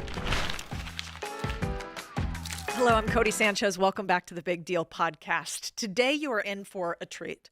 If you are sitting alone in your business right now, wondering how do I take it to the next step? If you're struggling financially or unsure how to break through the level that you're currently at, there is literally one guy who for more than 30 years is helping people change their complete financial future. He's arguably the best in the world at it. And he does it in a way where he's going to slap you in the face a little bit and then also make you feel better about it. Maybe even give you a little Nashville cookie in the end. I think you guys know who I'm talking about. I'm talking to the legend Dave Ramsey today. And we've broken down stuff that I've actually never heard him talk about before, like how to grow a business in a way that is repeatable every single time, and like what to do if you are sitting in the dark, head in the hands, unsure of what to do next. So without further ado, let's get to the man himself, Dave Ramsey. Okay, first of all, the book's amazing. Thank you for writing it. Well, thank you. And I have all these notes, and I started writing notes for the podcast. And then what quickly happened is it became notes for my employees and myself about all the things I need to do in my business, which was kind of funny. Wow, that's good. That means it worked. It did work. It worked too well. So now I have homework in tandem with this podcast. But what I really liked about it is I don't think a lot of people realize how big your business is. I mean, we're sitting on your campus, which is, I believe, $400 million, and you didn't use debt to buy it. Is that right? Right. We built it. Yeah. It was the first. Yeah, it's probably worth about $600 million right now, but somewhere in that range. But yeah, we built it all, and we bought the first 42 acres of dirt, and then we added 22 more acres to that. So it's been fun. It's fun, incredible. Right? And I think the part that's the most interesting to me is, going way back to your original story when you were 26, had a couple $1 million in real estate net worth, making a couple $100,000 a year, to flash forward a year, bankrupt, financial struggle, right, to $600 million office. I know you've mentioned this before, obviously, but I think there's a lot of people that are more like the former you than the current you. What was that like back then? And what happened? Well, we were, I got my degree in real estate, and I sold my first house 3 weeks after I turned 18 years old. So I've been in real estate my whole life. Mom and Dad were in the business. And so when I got out of college, I bounced through a couple of jobs pretty quick and then started buying and selling houses. And I was doing Flip This House before there was cable TV or Chip and Joanna were born, and so it's a long time ago. This is 1984, right? So, but I was good at it. I'm always good at making a deal, and math is easy for me and that kind of stuff. So I hustled. And so I started from nothing. We ended up with about $4 million worth, a little over $1 million net worth, and making a couple hundred a year at 24 years old in 1984. But I'd borrowed too much money, and I had a lot of short-term notes. The bank got sold to another bank, and a guy in another city looked down and said, "There's a kid, 24 years old, owes us $1 million. This is crazy." And he said, "Let's limit this relationship," which is banker talk for ruin his life. They called them.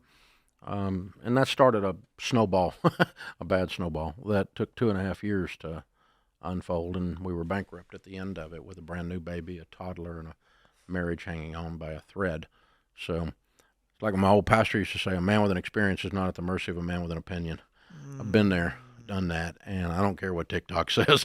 I've done it.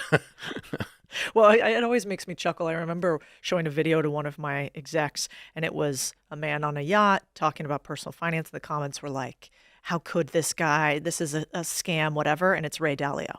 And I remember sitting there thinking, if they think that he's not the real deal, then who cares what they say about the rest of us on the internet? Because you've been there. It's a fascinating story because I was looking at the numbers of those that go into bankruptcy, those that ever become a millionaire. The number that I saw was less than 10%. So like once you hit bankruptcy, you have an incredibly low likelihood of ever hitting 7 figures in net worth again. And so I think so much of what you talk about here is really cool because you're like, I've been there, but for somebody who's in that position right now today and is struggling, you talk a lot about how it's not necessarily just tactics, although you give a lot of them and I want to talk about it, but is being broke largely emotional too? It is. And in our case, it was because I ran out of gas. One year I made $250,000. The next year I made $6,000 because I spent the whole year trying to sell everything and do the right thing, in air quotes, and pay the banks what they were owed. And the weird thing that we don't talk about a lot was we took the debt from $3 million down to $328,000 in 2.5 years. We almost made it, but I ran out. I was 28 years old. I had again, little babies, and a wife is scared to death. She thought she married Sir Galahad. Turns out it was Goober. And, you know, I just ran out of emotional gas fighting, and we got sued 78 times. And all of them were right, because I owed them money and I didn't pay them. And you know, so we're fighting the lawsuits, the interrogatories, you know, they're capturing any asset they can capture, rightfully so, because we owed them money and didn't pay them. But there weren't any assets left. We'd sold everything. And, but they were coming to take the furniture out of our house, and I was out of gas. I didn't know how to fight it anymore. And but I almost made it. You know, the bankers we talked to later, I went back and paid them all back. It took 10 years, but the bankers that we talked to later all said, we thought you'd file, you know, a year and a half before you did, 2 years before you did.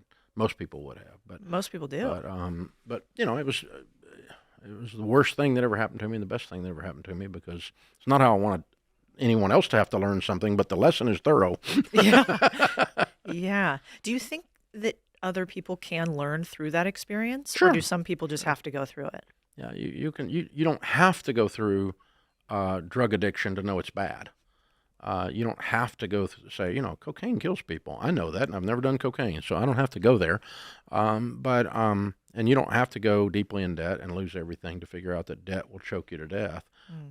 You know, basic common sense observation ought to help most folks get there, but it doesn't. But we did a full CSI on it because we were not only broke, we were broken.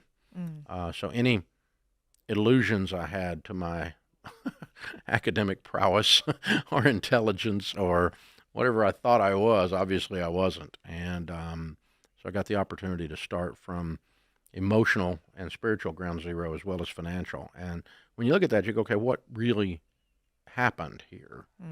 Who's really at fault? And you can choose victimhood. You can go, oh, you know, I just spilled hot coffee on myself. Turns out McDonald's serves hot coffee. I think I'll sue them. You know, or you can say, I'm a klutz and I just spilled some hot coffee. And I should have expected it to be hot since I just bought coffee. And so in my case, I signed up for this debt, and it was short-term notes. Well, and then they chose to call them in a short term. Well, who's the idiot? The one that signed it's the idiot. So you got to learn from that and go, okay, what the Bible says the borrower is slave to the lender is real. And I got to experience the shackles. Yeah. You know, you talk a lot about the Bible and money. Is money biblical? Is your application of how you think about money biblical? Well, it is for me. I was a baby Christian. I just met God when all this stuff happened. And so I had to make a conscious choice of, okay, the information I'm reading in Scripture, which is all, it's not spiritual necessarily in nature in the sense that that it has to do with getting into heaven or it has to do with your relationship with God or something, but it's more instructional. Like Proverbs is known, for instance, as the book of wisdom. And whether you're a person of faith or not, you could get something from Proverbs, just like you could get something from any ancient piece. You could read Socrates or Aristotle, and you can get something from that, even if we're not Greek, you know. And so the most of the biblical stuff is kind of if you sat on your grandpa's knee in another generation, we would call it common sense, and it's borrower is slave to the lender, or don't build a tower without first counting the cost, lest you get halfway up and you're unable to finish it, and all who see you begin to mock you. In other words, have a plan, a budget. I mean, we run a $300 million company. Guess what? Every department, every profit center has a budget. We have a plan. We didn't build this building without first having a blueprint, and so that's kind of common sense. And it's not really mystical at all. It's not really some kind of spiritual voodoo stuff, but it's just God's love letter to me going, hey, son, here's some wisdom. And if you live this way, you'll have a better life. Yeah. Common sense, not common practice. Definitely. Amen. Yeah. For Common sure. sense is rare. Yeah. Nothing's more uncommon, Ben Franklin said. Yeah, it's true. But, it's interesting. I always wondered, how, like, you go and you speak to a group of people, and if you say, like, blank is the root of all evil, everybody will fill in money. But you've mentioned in this book and others that it's actually, in the Bible, they say, depending on the way you translate it, that love or desire for money is the root of all evil. So do you think that it is bad or evil to be rich? No, absolutely not. No, and I did an entire book on it for the Christian community. As a matter of fact, I'm positive it's not bad or evil to be rich. But it's also not good or positive. You're not better either. Money is amoral. It doesn't have morals. It reflects the morals of those it touches. And so if someone is greedy and they get money, then the rich are greedy. If someone is generous and they get money, we call them a philanthropist, and they change an entire community and feed hungry kids.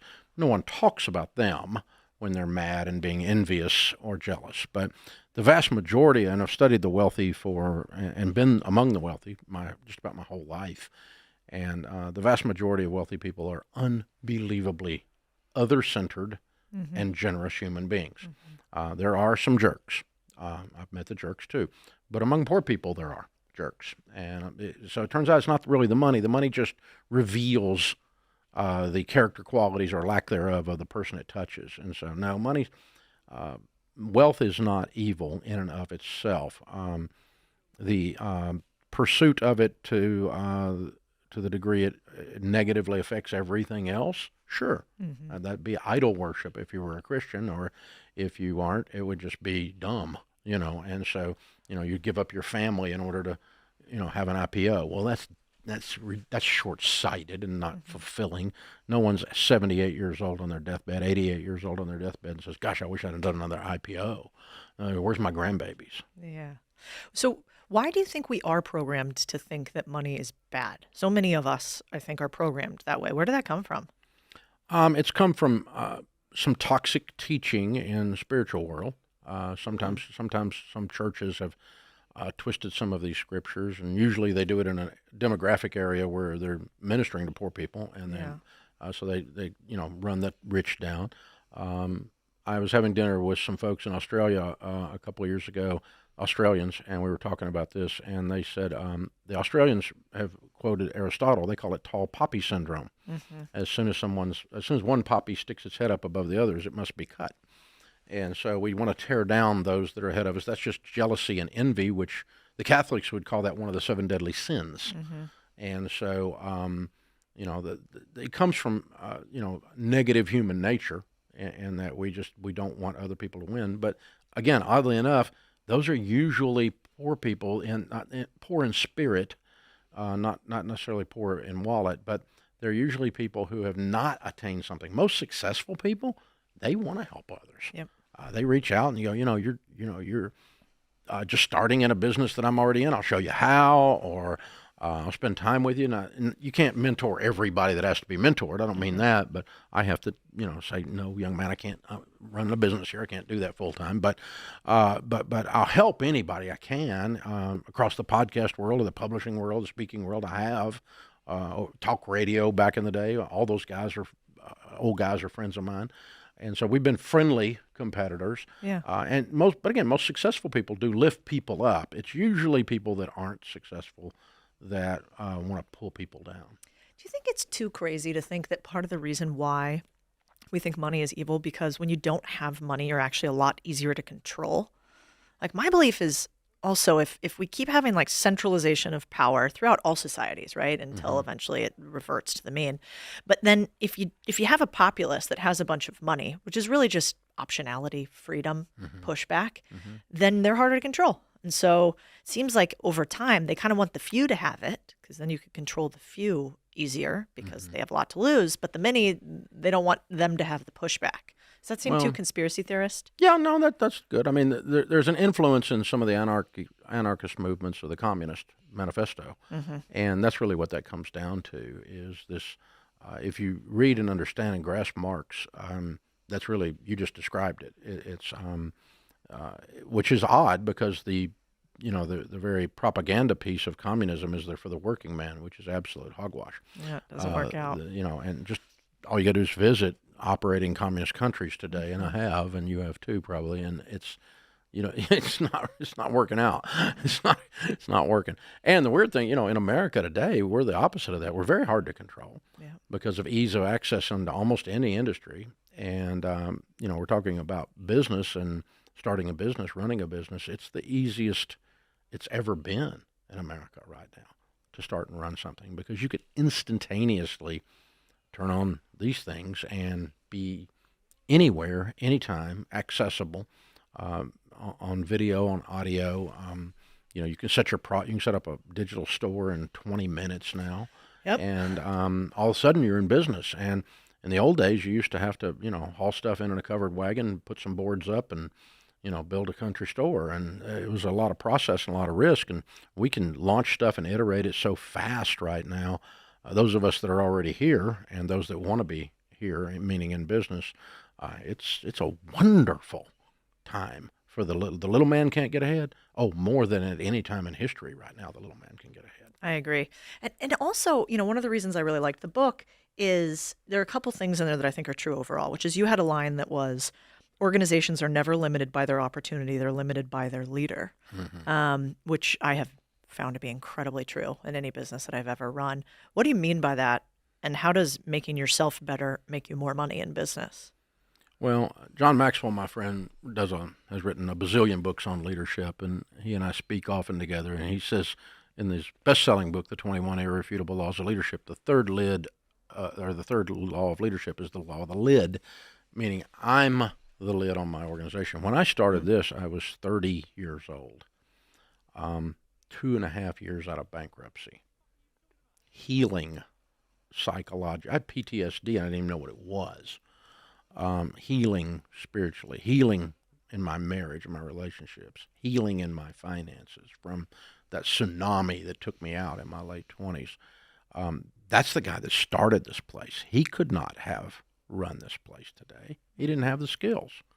He was, just a beat up, wounded, passionate dude that wouldn't be denied. And that's all. That's the only thing I had, was I just wouldn't quit. Yeah. But over the years, I've read and learned and grew and healed and all those things. And, I'm a much better husband than I was when Sharon married me 43 years ago. Just ask her. I'm a much better dad today. My kids see me with my grandkids and they're like, who are you? And it's like, but it's, we get better. And if you don't get better, don't expect your organization to grow, because you're the problem with your organization. I'm the problem with my organization.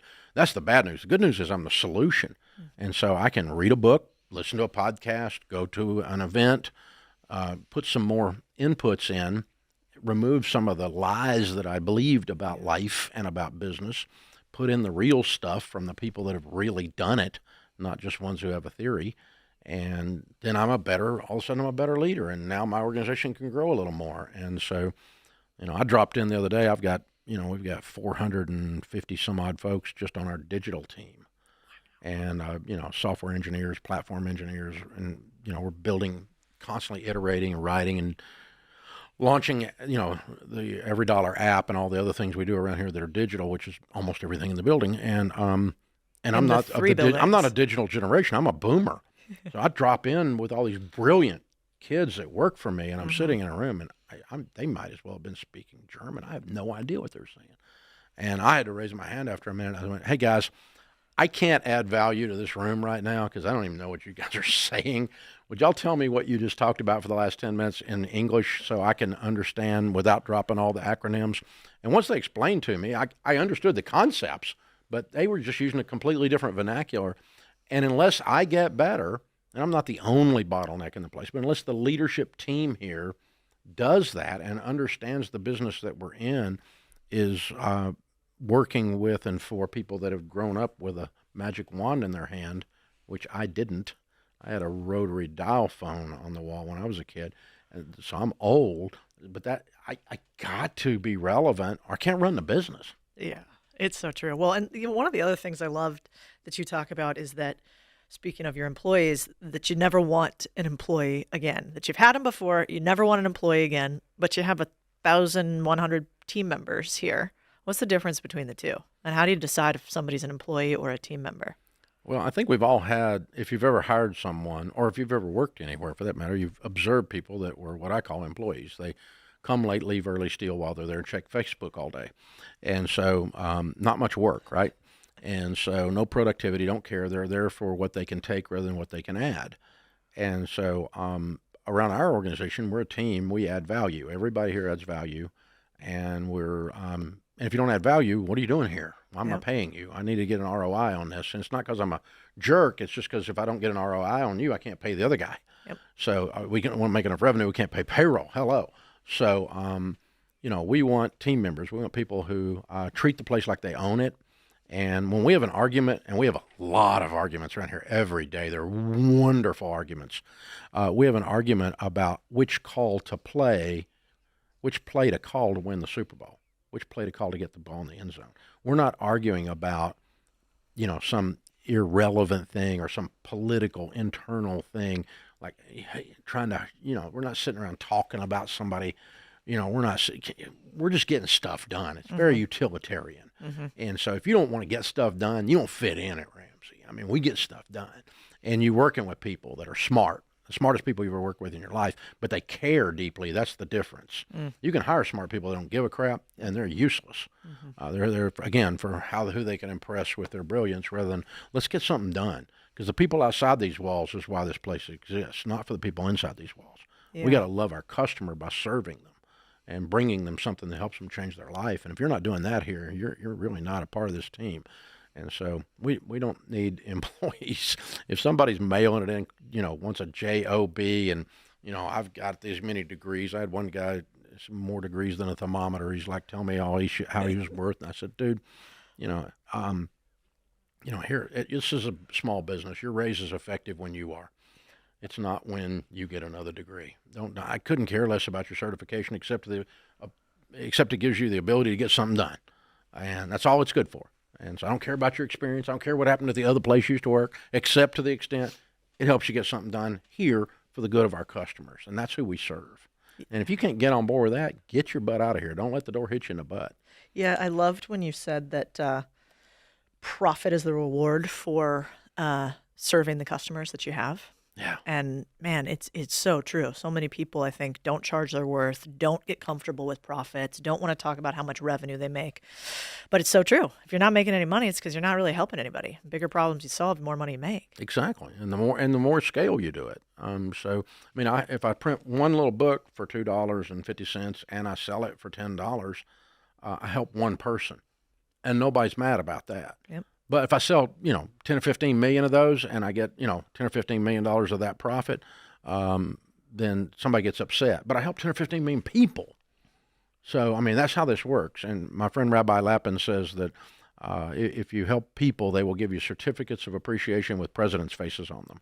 Such a good line. Yeah, it is a great line. I wish it was mine, but it's a good line. You got so many. You need to give a few others out. Like you're the one-liners from here. I went through your X or Twitter or whatever they call it today, and I was like, there's so many. I want to just quote him this whole time. One thing that I do want to double tap on for you is you have some really specific ways you figure out if somebody is going to be a culture fit or not for you guys. And I think we've all been in a job or a career where we hang out with that person who's gossiping all the time. Mm-hmm. And it's kind of fun in the moment. It's like a little adrenaline hit. And then afterwards you feel worse about yourself. Junk food. Yeah, it's like, exactly. Gossip is like junk food. So you don't let gossip happen here. How do you, one, stop that in your company? And two, for somebody who doesn't run the company but is in a company, what's the right way to kind of say, I don't want to engage in this behavior? I think people are scared of doing that. Yeah. In this place, you're one of the owners, and it's one of the things you value. You're not technically an owner, but you're an emotional owner. Mm-hmm. It's one of the things you value working here. And so just like you wouldn't allow something more horrible like sexual harassment to occur, you're not going to look the other way. You're going to say, oh, we don't do that here. And, gossip is much less horrendous than that, but we don't do that here. And if you want to be a we, we're French, we. If you want to be we, you can't do that here because that's not who we are. And the team will protect the place because it's one of the things that they value when we survey them, because they've never really worked in a place that doesn't do gossip. And it's not like we have to fire a bunch of people. We don't. Occasionally we do, because sometimes people just won't get it, but that's okay. That means they need to be somewhere where they allow that. It's just one of the things we don't do here. How did you start that, though? Hand your negatives up and your positives down. Mm. And you're going to have negatives. There's 1,100 opportunities in this building to be pissed off at somebody. So, when something happens, not if something happens, when you're frustrated with so-and-so, when you're frustrated with a situation, your project is not getting attention, you can't get the bandwidth on social media on this thing you're trying to get launched, whatever it is in Ramsey that's frustrating you, and it's like all day long, something frustrating you, because we're trying to get stuff done and there's friction. And so just count on it. Not if you have something that frustrates you, when you have one place to air that. and it's not at the water cooler. It's in your leader's office or his leader's, her leader's office, or another leader somewhere in there. Anywhere that's up is okay. You can go talk to somebody in a whole different area and go, look, I just need a place to vent. Tell me about this. And then they can help you. They can help you move through the issue one way or the other. But when you're talking to people that can't do something about the issue, that by definition here is gossip. And usually it's talking about somebody is the problem. And so, and we all know, and yet even at 64 years old, I have trouble remembering that if that person is sitting there gossiping in front of me, then they're, next time when I'm not there, they're talking about me. We all know that, but we act like we're the exception. Like, well, they would never do that. Yeah, so yes, they do. 100% they do. And organizations move at the speed of trust. And when you have a building full of that toxic garbage, you cannot move. It grinds the smartest people to a halt because now they spend all their time covering their butts, sending out CYA emails instead of productive questions. And so we'll sit down with you and go, look, you had a negative, you talked about it here. 2 or 3 people talked to us, told us what was happening. And if they brought it to leadership that you were doing this, and you can't do that here. And if you do it again, then, you know, we're going to help you find another place to work because we love you and we love this place and we don't do that here. And just like if they were doing some other behavior that you don't want, we're just not going. If you tolerate it, you get what you tolerate. And so in the early days, I had to really, you know, we had to kind of, but once it became like a thing internally, one of our core values, now it self-polices like 99%. I bet once a year, twice a year, out of 1,100 people, leadership actually has to have a discussion with someone who goes, you can't do that. And maybe we fire one person a year. You know, you would think out of 1,000 freaking people, but no, they, number one, we tell people that coming in, then they get here, and after 90 days, we review with them in their first 90 days, and they go, I couldn't believe the audio actually matched the video. You really don't do this. And we're like, no, we really don't do this. And we really don't borrow money, and we really live on a budget, and we really live on less than we make, and we really don't have credit cards. We really do the stuff we teach. We're not freaking hypocrites. And if you want to be a we, this is what we do. And so, you know, it's an interesting thing culturally to observe that when people actually believe it's going to happen, they believe there's consequences and accountability, they will self-enforce. Yeah, it's so good. Can you tell the story about the first time that you had to fire somebody sort of for this in the company? And it's such a good story. And the salesperson. Yeah, man, one of my top salespeople. She was incredible. She was selling so much. And we were tiny. There was only just a handful of us, maybe less than 50 of us. But there was a cloud. You ever walk into a place and you in your spirit you sense there's something wrong? It's like almost like something runs down your shoulder. You know, it was just like this cloud. We were doing good. The numbers were good. The show was growing. The book sales were. Everything seemed to be moving. But it was just like this. And I couldn't figure it out. So we had a little staff meeting. We have a staff meeting every Monday morning, still. And you know, I guess there are probably 30 people or something like that. And I had an appointment right after, and I ran out to my car. And when I got out of the car, I forgot my stupid keys. I came back in to get my car keys. And when I walked back in, this person was having the second meeting. And we've all experienced the second meeting where someone stands up and says what they thought everybody was thinking when the leader was saying otherwise. So anyway, she was just trashing me, how dumb I was, and it's one of the companies stayed open under my leadership, and da-da-da-da-da-da-da-da-da. And her back was to me, and she didn't hear me come in through the door because it was one of those silent closed door things. And the other people are looking at me, and they're like, you know, and I just stood there and listened to her for about a minute and a half, 2 minutes, which is an eternity to hear somebody trash you in person that you're paying. You know, it's just like, yeah. And so finally, I guess something happened, and the hair stood up on the back of her neck. She turned around and looked at me. She goes, oh. Blank, right? And I'm like, yeah, that's probably accurate. And so she goes, well, and she starts trying to, and I'm like, hey, listen, both of us are not dumb.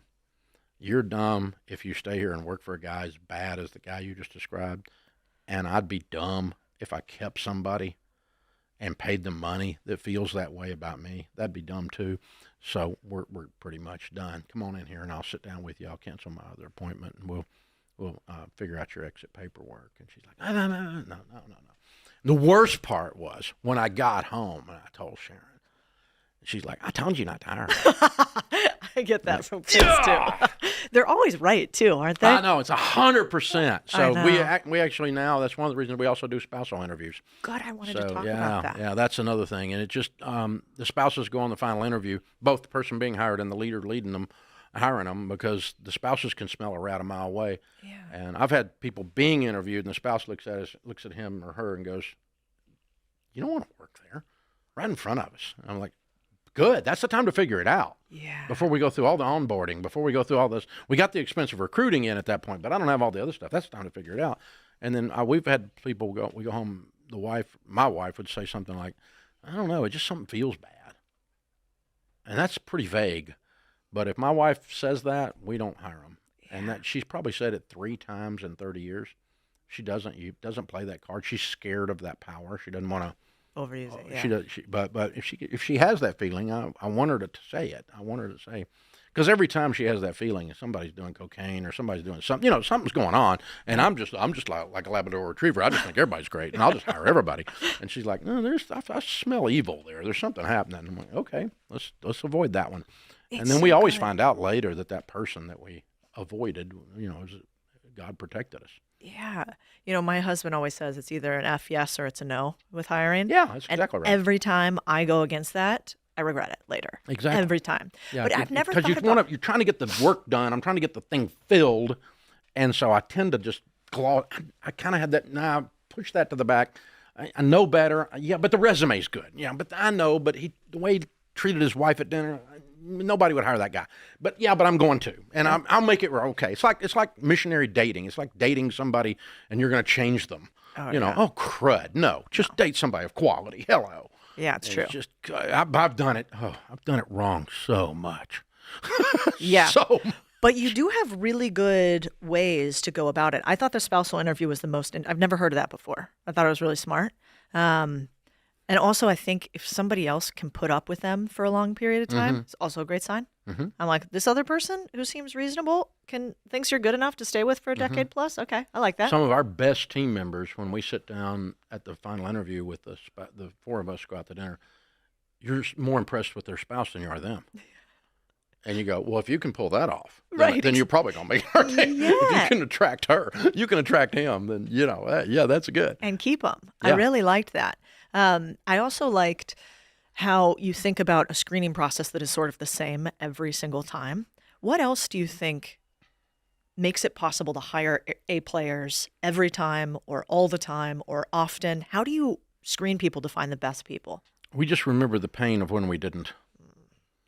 Every time I let Crazy in the door, because Crazy will screw up the building, man.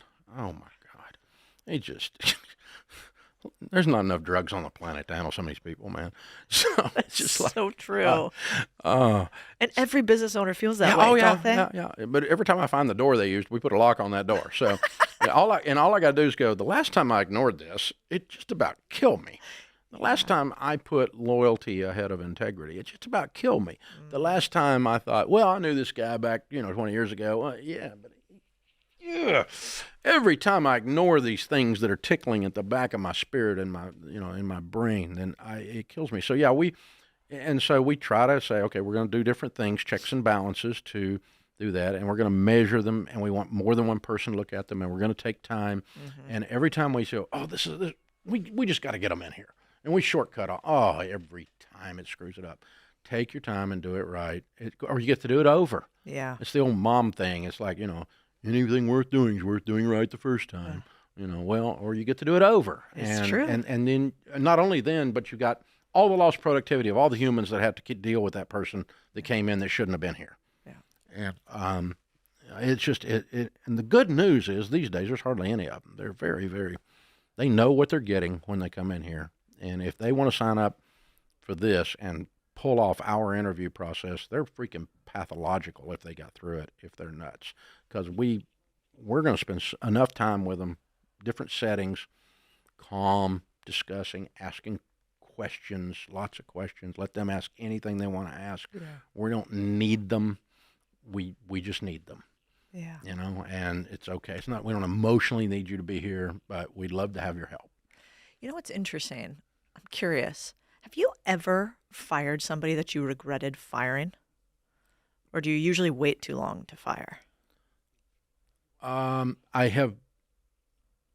promised myself when we opened that because in my 20s, I struggled with a temper, with anger, and it's been part of my spiritual walk to no longer struggle with that. And I don't struggle with it today, but I promised myself I would never fire someone while I was angry, and I haven't.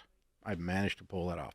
I did wait 2 days to calm down before I fired a person that had, a major thing they had done, and I was definitely angry.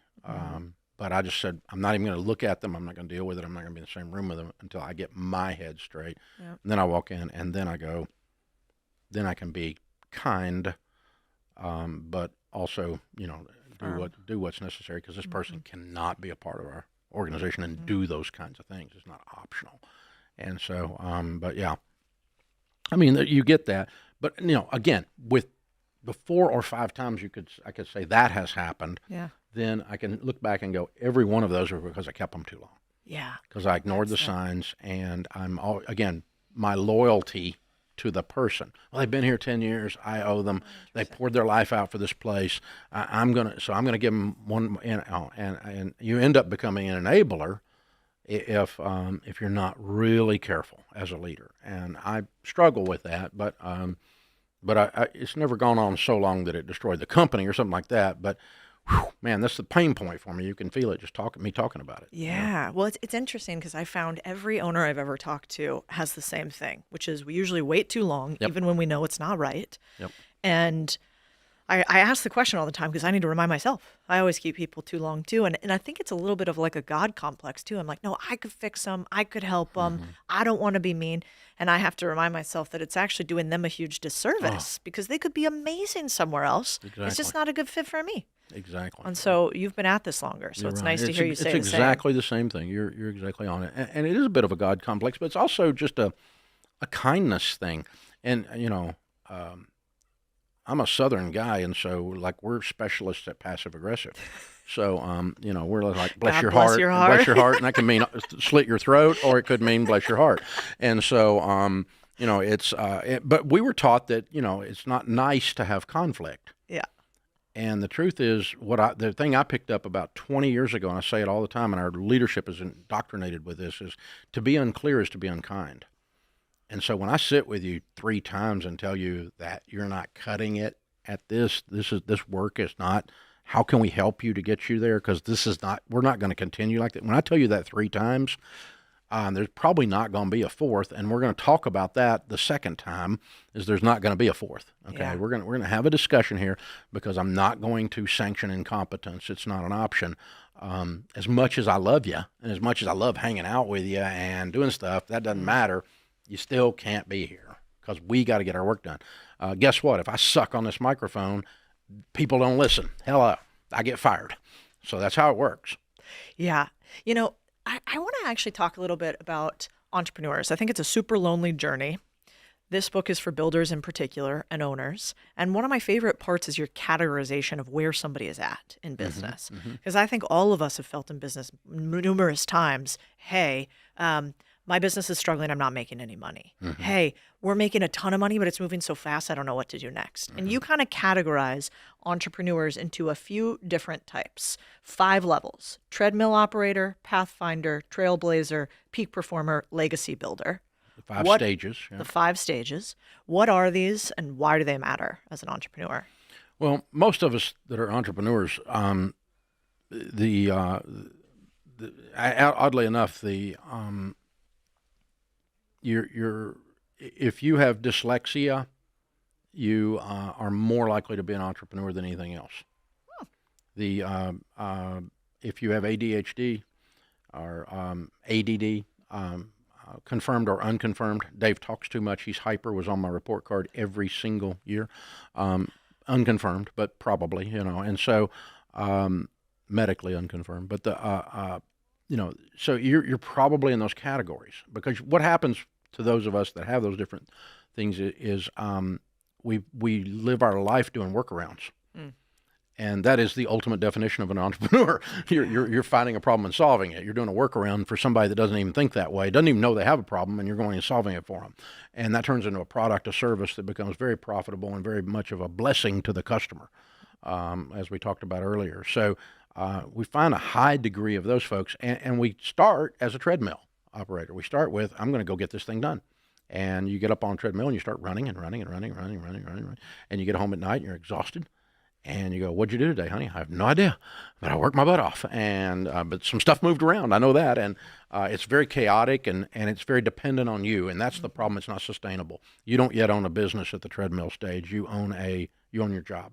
Yeah. Because if you don't show up, you don't make any money. Mm-hmm. You don't show up, the customer doesn't get anything because nothing's produced, because you're the producer and you're the producer of revenue and the producer of the goods and services. And so that's how it started here.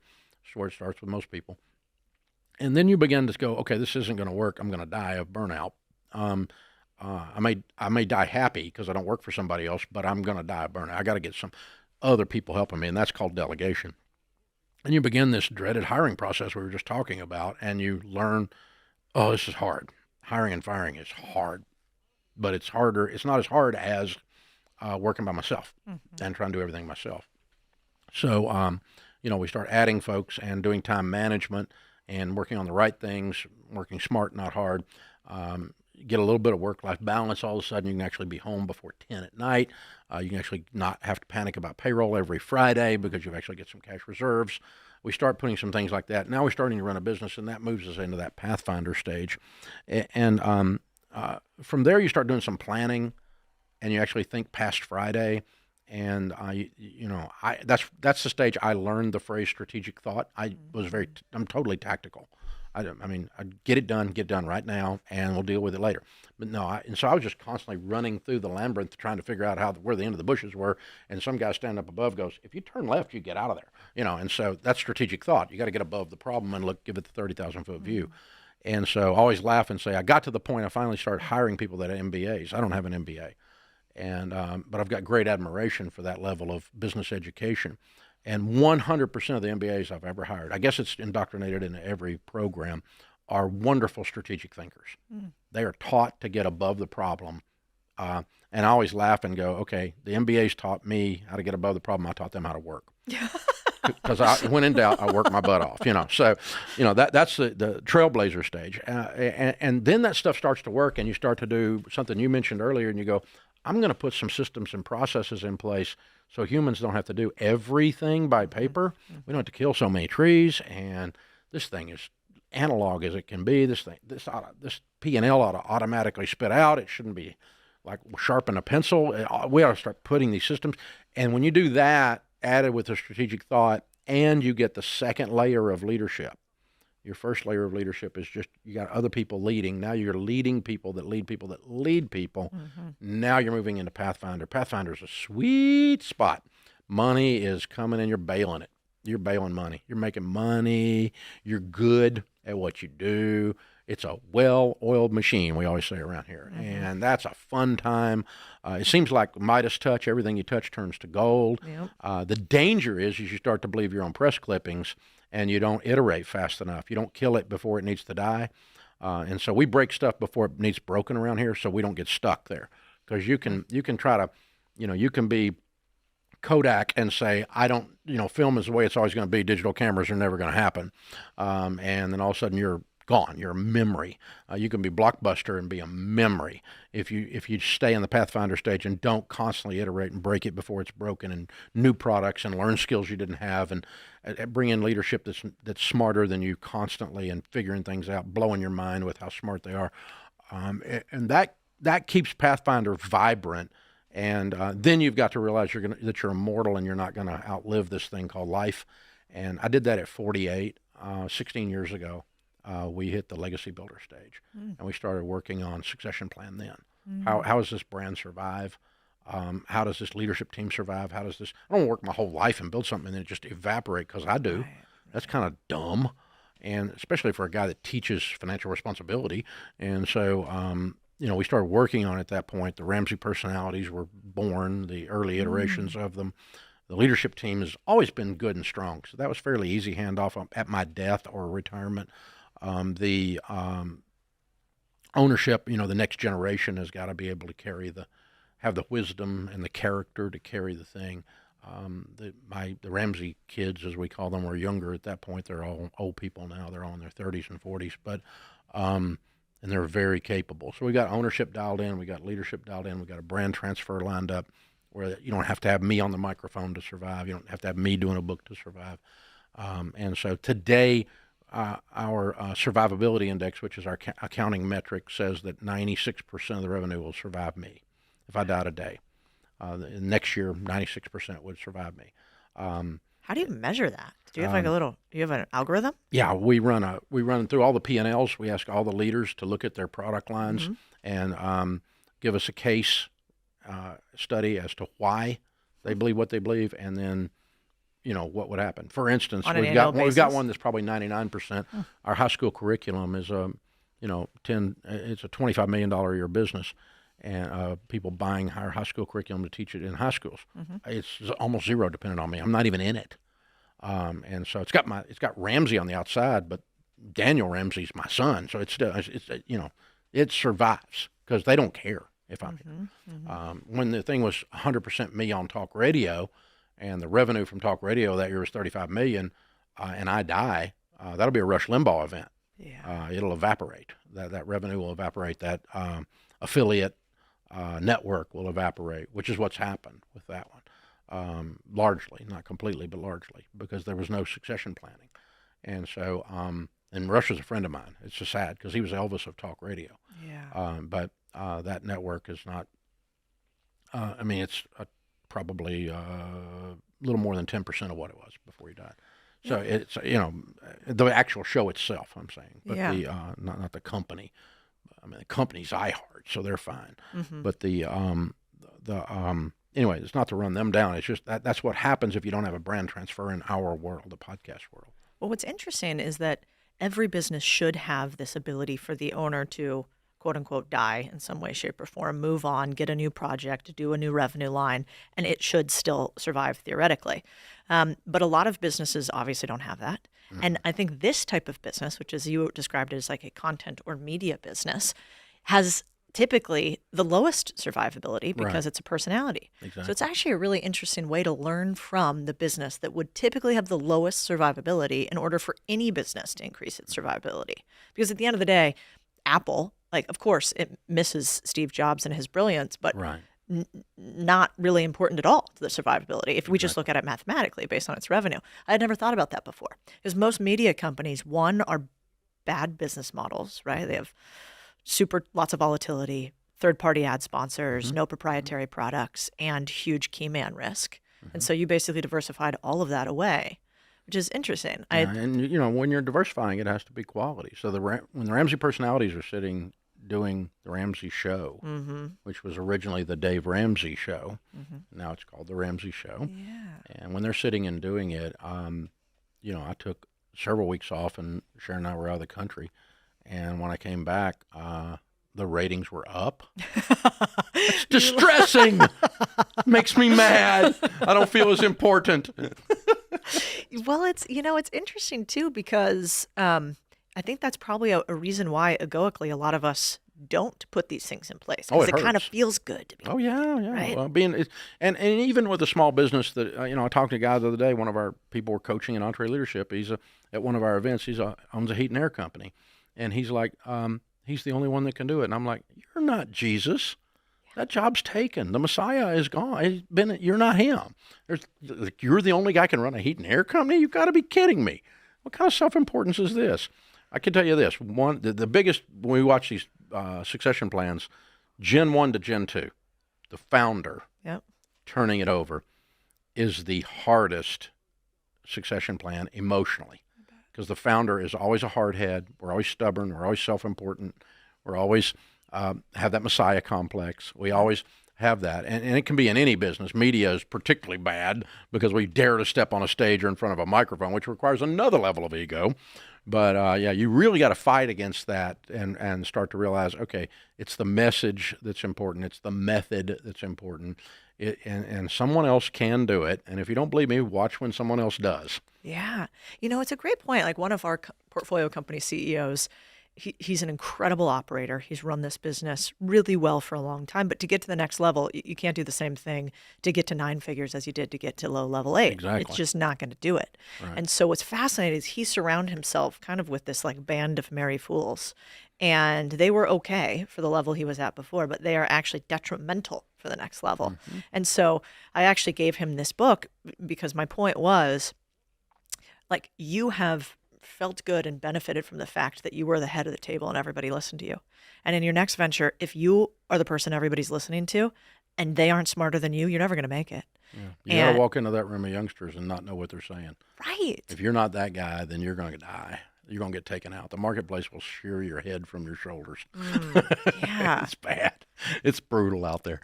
Yeah, you really got to get over your own BS. Yeah. Which is hard. And again, but it takes a level of that to start something. The people that don't have that oomph, that it factor, that I'm going to throw my shoulders back and show the world, if you're just a timid little mouse, you're not going to start anything. So you got to go bust into it. Yeah. You got to knock stuff down. You got to create friction and piss some people off. I mean, you got to go do that. And then, but once you get to doing that, you got to realize, okay, the best way to keep doing this is have people smarter and even better at and more energetic than me around me. Yeah, and kind of get excited by that. Like, look who I attracted. We just hired a new president for my company, and he's gonna chuckle that I'm talking to him about this. But he came from this other company, Mr. Beast, right? Mm-hmm. And so big, huge YouTube company. And so I'm like, Mark, we got to do a press release to show that you came on board. He's like, I don't need that. I'm like, no, it's for me. I'm like, I'm really excited that I attracted you to the business because this means that, you're a signal to the marketplace that we hire great people that are better and smarter than me. Well, and that we're coming. Yeah. Look out, we're coming. Here we come. Yeah, that's right. And notify the competitors. Yeah, exactly. I shouldn't do that, but yes, you're right. Yes, you're right. What would you say to a young builder, that crazy type of human that wants to do the psychopathic work of building a company? What would you tell them to do? Where should a young builder start today? Well, I mean, the first thing and I just talked to our team about it this morning in a staff meeting, reminding them yet again, one of our core values here is if you help enough people, you don't have to worry about money. So too many times when we start something, we are enamored with our own idea, our own ability, and the idea is the thing rather than the customer. Mm. And what I want to do is I want the person that is not inside the building to be blessed, to be changed, to be served, to have their mind blown. The people inside the building all get their mind blown. Not so much. Not so much. That doesn't do anything. What happens is when all those people out there all over the world, I get the opportunity to help one of them with their budget. I get the opportunity to help one of them with their marriage. I get to help one of them with their spiritual walk. I get to help one of them with their small business. When they, and so we don't build anything for us. We build everything for them. And when you first start, that's not natural. That's paradoxical because you're kind of into what you're doing and you're like, oh, I'm kind of good at this and this is kind of cool. And it was for me anyway. And so when I did the first cassette tapes or VHS tapes, I was like, wow, look at that guy. He's funny and he's good. And it kind of started coming to me, no one cares except true. Your mama and your wife. And they also don't. And they don't care that much. So, it's like, but I think that's a thing. Serve. And if you can find a way to make other people's life better and let them be the hero in the story, as my friend Donald Miller says. You have to be the hero. You can be the guide. And, that kind of stuff, it just makes you have a good quality life and you've got a good philosophical, spiritual underpinning to your business then that you can, okay, we're about service. We're about service. And when you interact with an organization, a business that is about themselves, you feel the take rather than the give. And when you interact with a company that is all about service, you come away with your mind blown because they're fairly rare. That's such a good point. Yeah, wasn't it Don Miller that talked about the fact that you think that you're Skywalker as the business owner, but you're actually Yoda? I need to remember that often. Yeah. And I love that visual. I love the visual because one, you're like, you're not the sexy young hero of the story. You're like the wrinkly green old, kind of in the background. And then also that everybody thinks they're the hero in the story. So And it's, since it's a great point. since they think they're the hero, if you put yourself in the hero seat, they don't want to talk to you. Yeah, it's true. But if you'll show them how to live their life and be the hero in their life, then that's the story brand is the book Yeah, that it's a great Donald book. did, and the talk. He's a wonderful communicator, and but that idea of a story arc as a marketing plan, and the idea that okay, I'm going to position myself, and we did that. He mentions it in the book. We do that with the debt-free scream. And the people get to be the hero, and they scream, "I'm debt-free" on that stage right out there, and that's not like, I love Dave. It's like, I'm debt-free. I'm the hero. Thank you, Dave and Ramsey, for showing me how to be the hero, to change my life. And so anytime our team is instructed, anytime someone comes up and says, you changed my life, they always say, oh, no, we showed you how. Yeah, it's so incredible, and you can notice it kind of everywhere in the headquarters. It's one of my favorite things whenever I get to come to a company's headquarters, because I feel like you can almost immediately tell what the soul of a company is by the place that they choose to build. It's your physical manifestation of who you are and who you think your company is. And so, when I came, there's only one other company that I've seen that's as intentional as yours, which is my friend Andy Frisella's at First Form. Different brand, but the truck you have with the books that you used to sell out of the back of it, then the cookies that you give people to sit in front, and how you built a studio thinking that they might watch it for free. Then the fact that you have a wall with everywhere somebody signed if they've become debt free, and also somewhere they can take a picture. It's like the headquarter is for the company, but it's also for the individual and the person. And I think those little reminders, it goes back to your point of like, well, once you set it and you enforce it a few times, it becomes self-enforcing. And it's even in the way that you design everything here.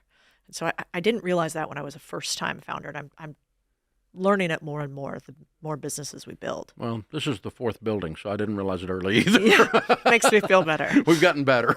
Yeah, but how cool that, as a builder, you can do that same thing. So I think it's really interesting. I just have a few questions I want to summarize with. My dad has this line that I always go back to about being a builder, which is like, you're not in the game unless you've sat in the dark, head in the hands, completely unsure of what to do next. And if you have, then you're in the game. Then you've played. What would you tell somebody that is in their business right now and they are struggling, they're in the pain cave, and they don't know how to get out?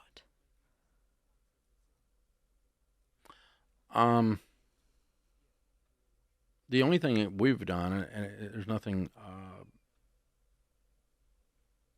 I tell entrepreneurs this all the time because I deal with them like you do that are there. They're in that. Anytime I'm talking to an audience of 1,000 people, a certain number of them are in a pain cave, right? Is first do a gut check and say, why am I in this business? Am I in it just to make money? You may be done. Because the pain cave may be telling you it's time to quit because you suck and, it's not going to make you money. Your goal was to make money. Your only goal was to make money. I'm not against making money, don't misunderstand. But if that's your only thing, money's great. Get you some, but if you eat enough lobster, it tastes like soap. So it's just, there's only so much you can do with money. So, but if you're not in it just for money, you're the second category, and you want to make some money, you want to bless your family, you want to do those things, but the reason you're in the business is because something's burning inside of you. You can't not do it. You have to do this. If that's you and you're in there with your face in your hands, welcome to the club. You're in the game. Take the next step. Take the next step. Don't sit. If you're in the pain cave, it's time to stand up and step out and step out. Take another step, take another step. And pretty soon you'll see light and you can work your way out of the cave. There'll be a little light up there, a little pin light, and then it'll get bigger, and then it'll get bigger. And and I guess the third piece, other than take the next right step and keep taking the next right step, the second piece of advice would be on that is, when you do get into the light, you're going to laugh when you look back about what you thought was going to kill you, how small it is. You're going to laugh at what a drama queen you really are. And I look back at some of the stuff that I thought, oh God, this is the end. And I look back and I'm going, that was the end? you were a complete wuss. It was like, no way. True. But, but you don't get that perspective until you get out into the light. When you're in it, it feels like the world is coming to an end, that's the end. That's, the last thing. No, there's one more. And if you walk your way out and you look back, it's when I look back at stuff 25 or 30 years ago, and I'm thinking that almost took us. I thought that was going to take us out. I thought we weren't going to make it. It's humorous to me how stupid I was that I thought, it's that big now. But time gives you that perspective. I thought it was the end of I thought it was a 10-story building. It's so true. I keep this meme on my phone that's it's like a picture of it's like a drawing, but of a man that just looks like he's going through it, and he's staring up at God, and he's like, why have you presented me the most horrible challenge yet? And you see Jesus look down at him, and he goes, man, just go take a walk outside and get some vitamin D and get off your phone. And I giggle every time I look at it. Yeah, because the solution is, like you said, it's this one step in front of the other, and also realizing that entropy is physics, which just means problems get worse and worse and worse, but we become more capable of fixing them. Yeah. And so it's a great reminder.